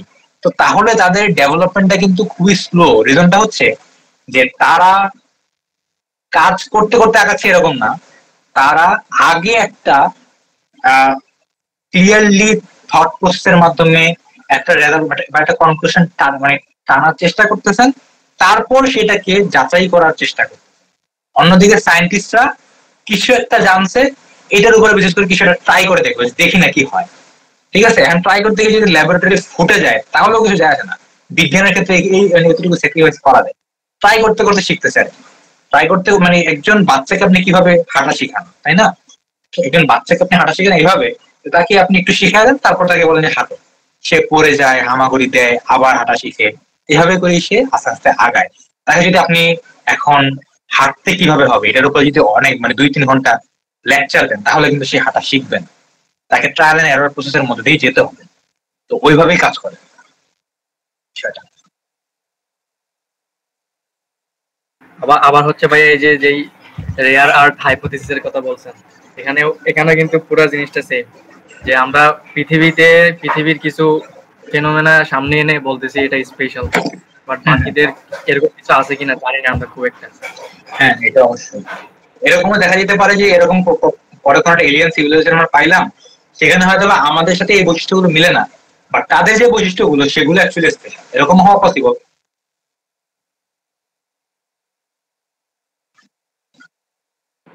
ভাইয়া আজকের পরে কি এরকম সেশনকে আমরা দ্বিতীয়বার আবার পাবো? হ্যাঁ এটা অবশ্যই আমরা হচ্ছে ক্যাম্প থেকে প্রত্যেক বারই চেষ্টা করি যে আমাদের এরকম অনলাইন স্টাডি সাইকেল হোক বা অফলাইন হোক। অফলাইনে হলে তো সবার কাছে সবাইকে সুযোগ দেওয়া পসিবল না, মানে সবার জন্য ওপেন থাকে। তবে এসে হচ্ছে কি আমাদের শাহজালাল বিজ্ঞান প্রযুক্তি বিশ্ববিদ্যালয়ের ক্যাম্পাসে এসে শুনতে হবে। তবে আমরা প্রত্যেকবারই চেষ্টা করি যে কয়েকটা এরকম অনলাইনে স্টাডি সাইকেল করা, যেরকম কয়েক মাস আগে আমরা আরেকটা করছিলাম এক্সোপ্ল্যানেট কিভাবে আমরা খুঁজে বের করি, বা ওই বিষয়গুলো নিয়ে আছে আমরা একটা অনলাইনে স্টাডি সাইকেল করছিলাম।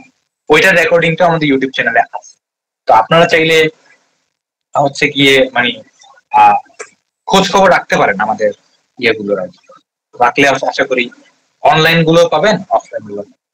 আচ্ছা কথার মাঝখানে একটা জিনিস ইন্টারাপ্ট করি, আপনারা যারা শাহজালাল বিজ্ঞান প্রযুক্তি বিশ্ববিদ্যালয়ের স্টুডেন্ট আছেন তাদের জন্য একটা ঘোষণা দিয়ে রাখি, সেটা হচ্ছে যে আমাদের মানে এই যে আমরা যে ডিসিশন গুলো করি, যে বিভিন্ন প্রোগ্রাম আপনাদের জন্য আনি, বা বিভিন্ন ধরনের স্টাডি সার্কেল হোক বা লেখালেখি হোক বা কোনো ধরনের একটা টকের আয়োজন বা একটা রিসার্চ করা অ্যাস্ট্রোনমি নিয়ে, এই সকল জিনিসগুলো ডিসিশন মেকিং এর জন্য আমাদের কিছু মানুষ লাগে কার্যনির্বাহী কমিটি বা এক্সিকিউটিভ কমিটিতে। আমাদের 19টা পদ এরকম আছে। তো যারা আপনারা শাহজালাল বিজ্ঞান প্রযুক্তি বিশ্ববিদ্যালয়ের স্টুডেন্ট এবং আমাদের পরবর্তী কার্যনির্বাহী কমিটি আমরা শীঘ্রই দিব, তো থাকতে চান আমাদের কার্যনির্বাহী কমিটিতে, মানে তারা কাইন্ডলি 15 তারিখ পর্যন্ত সময় আছে, 15 তারিখের মধ্যে আমাদের ফেসবুক পেজে যে ফর্মটা ফিল আপ করবেন এক্সিকিউটিভ কমিটি রিক্রুটমেন্টের, রিক্রুটমেন্ট করলে তারপর আমরা বাকি প্রসেসে আপনাকে হচ্ছে ভাইবা থ্রুতে যাব, এরপর বাকিটা দেখা যাবে। তো এইটা একটা ইয়ে ছিল। আচ্ছা এখানে হয়তো বা আমাদের ইসির মানুষজন আছে, অন্তু বা কেউ যদি থেকে থাকো তাহলে হচ্ছে গিয়ে একটু ফর্মের লিঙ্কটা এখানে চ্যাট বক্সে দিয়ে দিচ্ছি, তাহলে হচ্ছে ওরা ফিল আপ করতে পারবে। আর আমি হচ্ছে ইউটিউব চ্যানেলের লিঙ্কটাও দিয়ে দিচ্ছি আমাদের। তো এইটা হচ্ছে গিয়ে ঘোষণা ছিল একটা, যে আমাদের এক্সিকিউটিভ কমিটির জন্য মেম্বার নেওয়া হচ্ছে, যারা আগ্রহী ফার্স্টের তারা ফিল আপ করতে পারেন, জাস্ট এক্সপ্লোর করতে পারেন। যারা এইবার ক্লাস করা শুরু করবেন, মানে যারা 23 ব্যাচ, তারাও চাইলে ফিল আপ করতে পারেন। ওকে, এখন হচ্ছে কি চ্যাট বক্সে কোনো কোশ্চেন টোশ্চেন আসতে পারবে দেখি। আরেকটা প্রশ্ন হচ্ছে, এই যে কিছুক্ষণ আগে বায়ো সিগনেচার গ্যাস গুলো দেখালেন, ওখানে কিন্তু মিথেন ছিল, অ্যামোনিয়া ছিল, হাইড্রোজেন ছিল। তো একটু মানে বায়োলজিতে ফিরে যাই, আমি পড়ছিলাম যে এক সময় যে প্রি এক্সিস্টিং সেলস এর যে কিছু হাইপোথিসিস দেওয়া হয়েছিল কিভাবে তৈরি হয়েছে, তো ওখানে বলছিল যে আদিকাল থেকেই নাকি আপনার বায়ুমণ্ডলে এই গ্যাসগুলো ছিল। মানে হুট করে বলে দিয়েছে কথাটা, কিন্তু কিভাবে তৈরি হয়েছে বা কিভাবে ছিল আদিকাল এটা কিন্তু বলা হয়নি ওই হাইপোথিসিস। আদিকাল থেকে সকল গ্যাসগুলো ছিল না ভাই, আমি বলি ওই যে ওই কি বলে বজ্রপাত বা এই সকল রিলেটেড যে ইয়েগুলো আছে সেগুলোর কারণে হচ্ছে গিয়ে আপনার বায়োমলিক উপর একটা কোশ্চেন দেখছিলাম যে এই জিনিসগুলো যে আছে বায়োসিগনেচারের জন্য যে গ্যাসগুলো আছে, এটা দেখলেই কি হয়ে যাবে? ব্যাপারটা এরকম না। ওই বায়োসিগনেচার গ্যাসগুলো তৈরি হতে পারে, বাট সাময়িক সময়ের জন্য, বজ্রপাত বা এই ধরনের ইয়ের কারণে সাময়িক সময়ের জন্য তৈরি হতে পারে। কিন্তু একটা নির্দিষ্ট সময় পর্যন্ত দেখা গেল যে না, 10 বছর ধরে একটা ফসফিন গ্যাস, মানে ফসফিন গ্যাসের আলামত এই গ্রহে আছে, এর মানে কি 10 বছর ধরে তো আর বজ্রপাতের কারণে একটা ফসফিন গ্যাস থেকে যাবে না, অবশ্যই সেখানে কোনো একটা পানি আছে যেটা সে তৈরি করতেছে। তো ব্যাপারটা এরকম যে কিছু বায়োসিগনেচারি গ্যাস তৈরি হতে পারে, কিন্তু সেটা সাময়িক সময়ের জন্য তৈরি হয়, ঠিক আছে? আর এগুলো নিয়ে বিস্তারিত জানতে আপনারা অ্যাস্ট্রোবায়োলজি নামে একটা আলাদা সেকশন আছে অ্যাস্ট্রোনমির, অ্যাস্ট্রোবায়োলজিতে হচ্ছে এইসব জিনিসগুলো নিয়ে আলাপ আলোচনা করা হয়, আপনারা ওইটা নিয়ে ঘাটাঘাটি করে দেখতে পারেন। আচ্ছা, আরেকটা হচ্ছে এই যে চ্যাট বক্সে একটা কোশ্চেন ছিল যে বায়োসিগনেচার গ্যাসগুলো যে শুধুমাত্র জীবসত্তার মাধ্যমেই প্রডিউস করবে, বা হচ্ছে যে কেমিক্যাল ইকুইলিব্রিয়াম যেটার কথা বলছিলেন, এগুলো কি শুধুমাত্র জীবসত্তার মাধ্যমেই মানে তৈরি প্রডিউস হওয়া সম্ভব, জড় সত্তার মাধ্যমে হইতে পারে না সম্ভব? হ্যাঁ, জড়সত্তা বলতে হচ্ছে কি আপনার যদি ওরকম মানে বললাম না বজ্রপাত এরকম আয়নিত যদি কোনো অবস্থা তৈরি হয় তখন সাময়িক সময়ের জন্য তৈরি হতে পারে, বাট ওটা পার্মানেন্টলি তৈরি হবে না কখনো।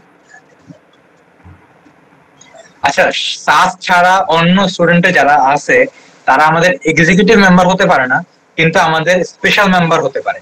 আমাদের ওয়েবসাইটে যদি আপনি যান তাহলে ওয়েবসাইটে স্পেশাল মেম্বার হওয়ার জন্য ফর্ম পেয়ে যাবেন।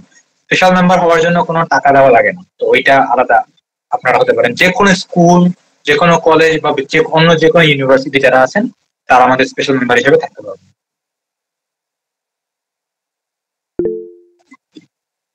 আচ্ছা, কেউ একজন বই চাচ্ছেন? মানে ওদের সাস্ট ছাড়া অন্যান্য স্কুল কলেজ কিংবা ইউনিভার্সিটির যারা আছে তারা কিভাবে স্পেশাল মেম্বারটা হবে, ওটা আপনাদের ওয়েবসাইটে বলছিলেন নাকি? হ্যাঁ হ্যাঁ, আমাদের ওয়েবসাইটে আপনি যদি যান, আমি ওয়েবসাইটের লিঙ্কটা এখানে দিচ্ছি, কারণ আমাদের ওয়েবসাইটে যদি যান, এখানে গেলে রেজিস্ট্রেশনে গেলে আপনি জাস্ট ফর্মটা ফিল আপ করবেন। এই ফর্মটা ফিল আপ করলে আরেকটা ভাইবার ফর্ম আসবে, ওটা ফিল আপ করবেন, তাহলে আপনি স্পেশাল মেম্বার হয়ে যাবেন। আমরা হচ্ছে কি আপনাকে ইমেল করবো। তো এখানে একটু প্রবলেম হতে পারে, ক্যাপচার রিলেটেড কোনো একটা প্রবলেম হতে পারে। যদি এরকম প্রবলেম হয় তাহলে আমাদের পেজে, ফেসবুক পেজে অথবা আমাদেরকে ইমেল করবেন, আমরা হচ্ছে কি আপনার ব্যাপারটা চেক করে দেখবো।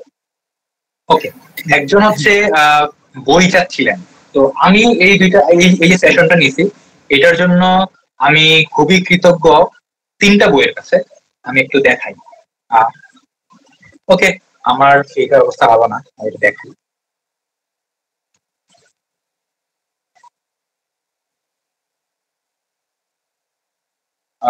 হ্যাঁ, তো এখানে আমি দেখাই, এখানে আমার কাছে একটা বই আছে, এটার নাম হচ্ছে, দেখা যাচ্ছে স্পষ্ট, দ্য ইনভিজিবল ইউনিভার্স নামে একটা বই আছে।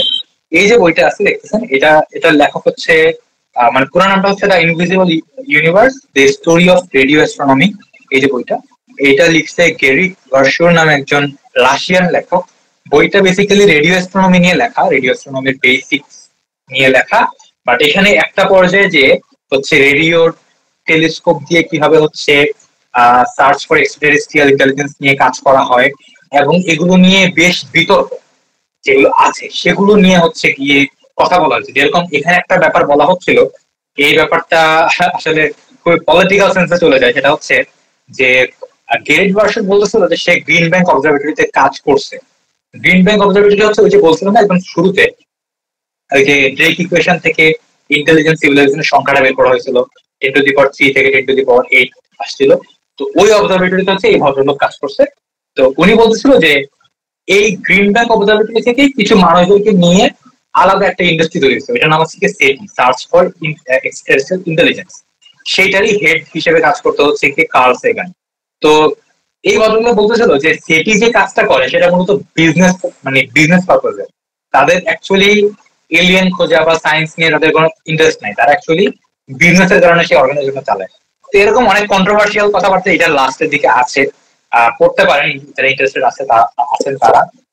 আর আরেকটা বই আছে লাইফ 3.0, এটা হচ্ছে গিয়ে ম্যাক্স টেকমার্কের লেখা। এটা খুব সুন্দর একটা বই, এটা পড়তে পারেন। আরেকটা বই যেটা আমাকে খুবই হেল্প করছে এবং লাস্ট 2 মাস ধরে আমি বইটা পড়তেছিলাম, অ্যানালাইসিস করা ট্রাই করছি, সেটা হচ্ছে আমাদের একজন বাঙালি লেখক আছেন কাসেম মান্নান মোহাম্মদী স্যার। ওনার একটা বই আছে, দেখা যাচ্ছে এখানে, জানি না, ওনার একটা বই আছে এখানে, হেডলাইন ক্লিয়ার না, আই গেস এলিয়েনের সন্ধানে নামে। এলিয়েনের সন্ধানে, পুরো নামটা হচ্ছে এলিয়েনের সন্ধানে ড্রেক সমীকরণ, গোল্ডিলক্স পৃথিবী ও অন্যান্য প্রতিবন্ধকতা, লিখছেন ফারসিম মান্নান মোহাম্মদী। এই 3টা বই আপনারা চাইলে পড়ে দেখতে পারেন। এই 3টা বই বেশ ভালো, বিশেষ করে এই বইটা হচ্ছে কি আপনার কিছু থট প্রসেস এর জন্য হেল্প করবে। আমার স্লাইড গুলো রেডি করতে এই বইটা বেশ হেল্প করছে। তো এই তো। আজ যারা স্পেশাল মেম্বার আছেন তারা আমাদের মেসেঞ্জার গ্রুপ জয়েন করছেন কিনা আমি জানি না। অনেকে হচ্ছে কি মেসেঞ্জার গ্রুপটা জয়েন করার জন্য লিঙ্ক পান না। আমরা কিন্তু একটা ফেরতি ইমেল দিই, সেখানে মেসেঞ্জার গ্রুপ, ফেসবুক গ্রুপ এগুলোর লিঙ্ক গুলো দেওয়া থাকে। তো ওগুলোতে ক্লিক করলে মেসেঞ্জার গ্রুপে জয়েন করার সুযোগ হয়ে থাকবে। যদি মেসেঞ্জার গ্রুপে জয়েন না হয়ে থাকেন, লিঙ্ক খুঁজে না পান, তাহলে আমাদেরকে কাইন্ডলি ইমেল করবেন বা আমাদের ফেসবুক যে পেজটা আছে সেখানে নক দিবেন। ভাইয়া হ্যাঁ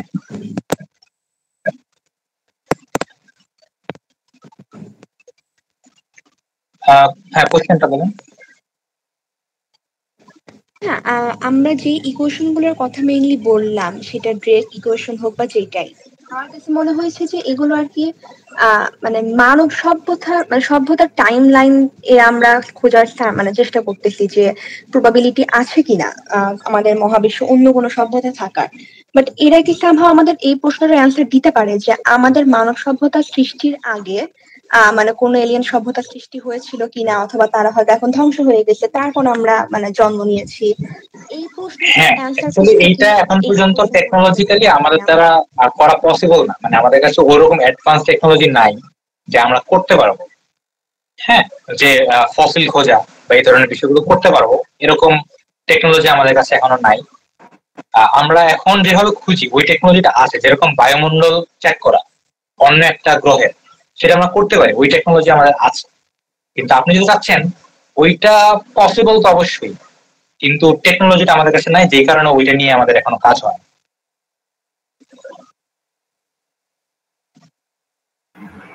ভাইয়া, যদি সামহাউ কখনো এলিয়েন পাওয়া যায় এবং তারা যদি একদম মানুষের মতো হয়, তাহলে তাদেরকে বৈজ্ঞানিক নাম হোমোসেপিয়েন্স দেওয়া হবে?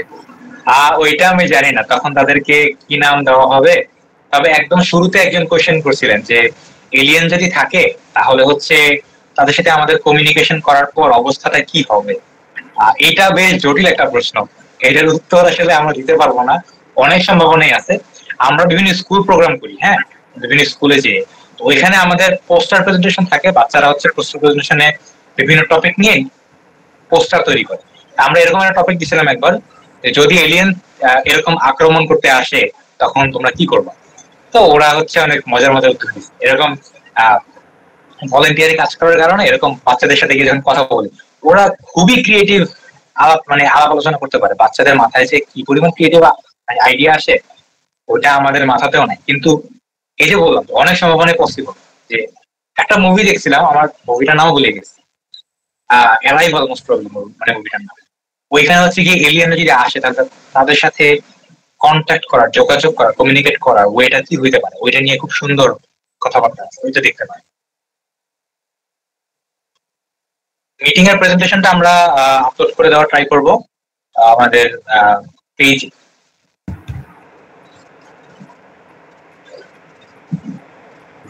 ভাই, আরেকটা প্রশ্ন হচ্ছে, আমরা কি কোনোভাবে এলিয়েনদের থেকে কোনো উপকার পাওয়ার জন্য বা কোনো অ্যাডভান্টেজ পাওয়ার জন্য খুঁজতেছি? মানে হুট করে এটা মাথায় আসার কারণ কি মানুষের, যে খুঁজে দেখি একটু আছে কিনা এরকম কিছু? কিউরিওসিটি একটা বিশাল ব্যাপার। তবে আরেকটা ব্যাপারও যেটা বলতেছিলাম না, ওই কিয়ানি কেরিট ভার্সনও বলতেছিল যে কিছু কিছু ইন্ডাস্ট্রি আছে যে মানে যেগুলো হচ্ছে লিটারালি আপনার বিজনেসের জন্য দাঁড়ায়।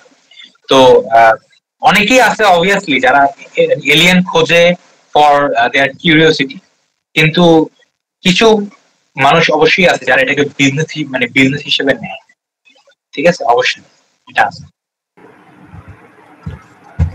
বা একটা প্রশ্ন হচ্ছে যে ওইটা মনে পড়ছে হঠাৎ করে, কোষের চ্যাপ্টার পড়তে গিয়ে একটা আরএনএ ওয়ার্ল্ড হাইপোথিসিসের কথা বলা হয়েছিল।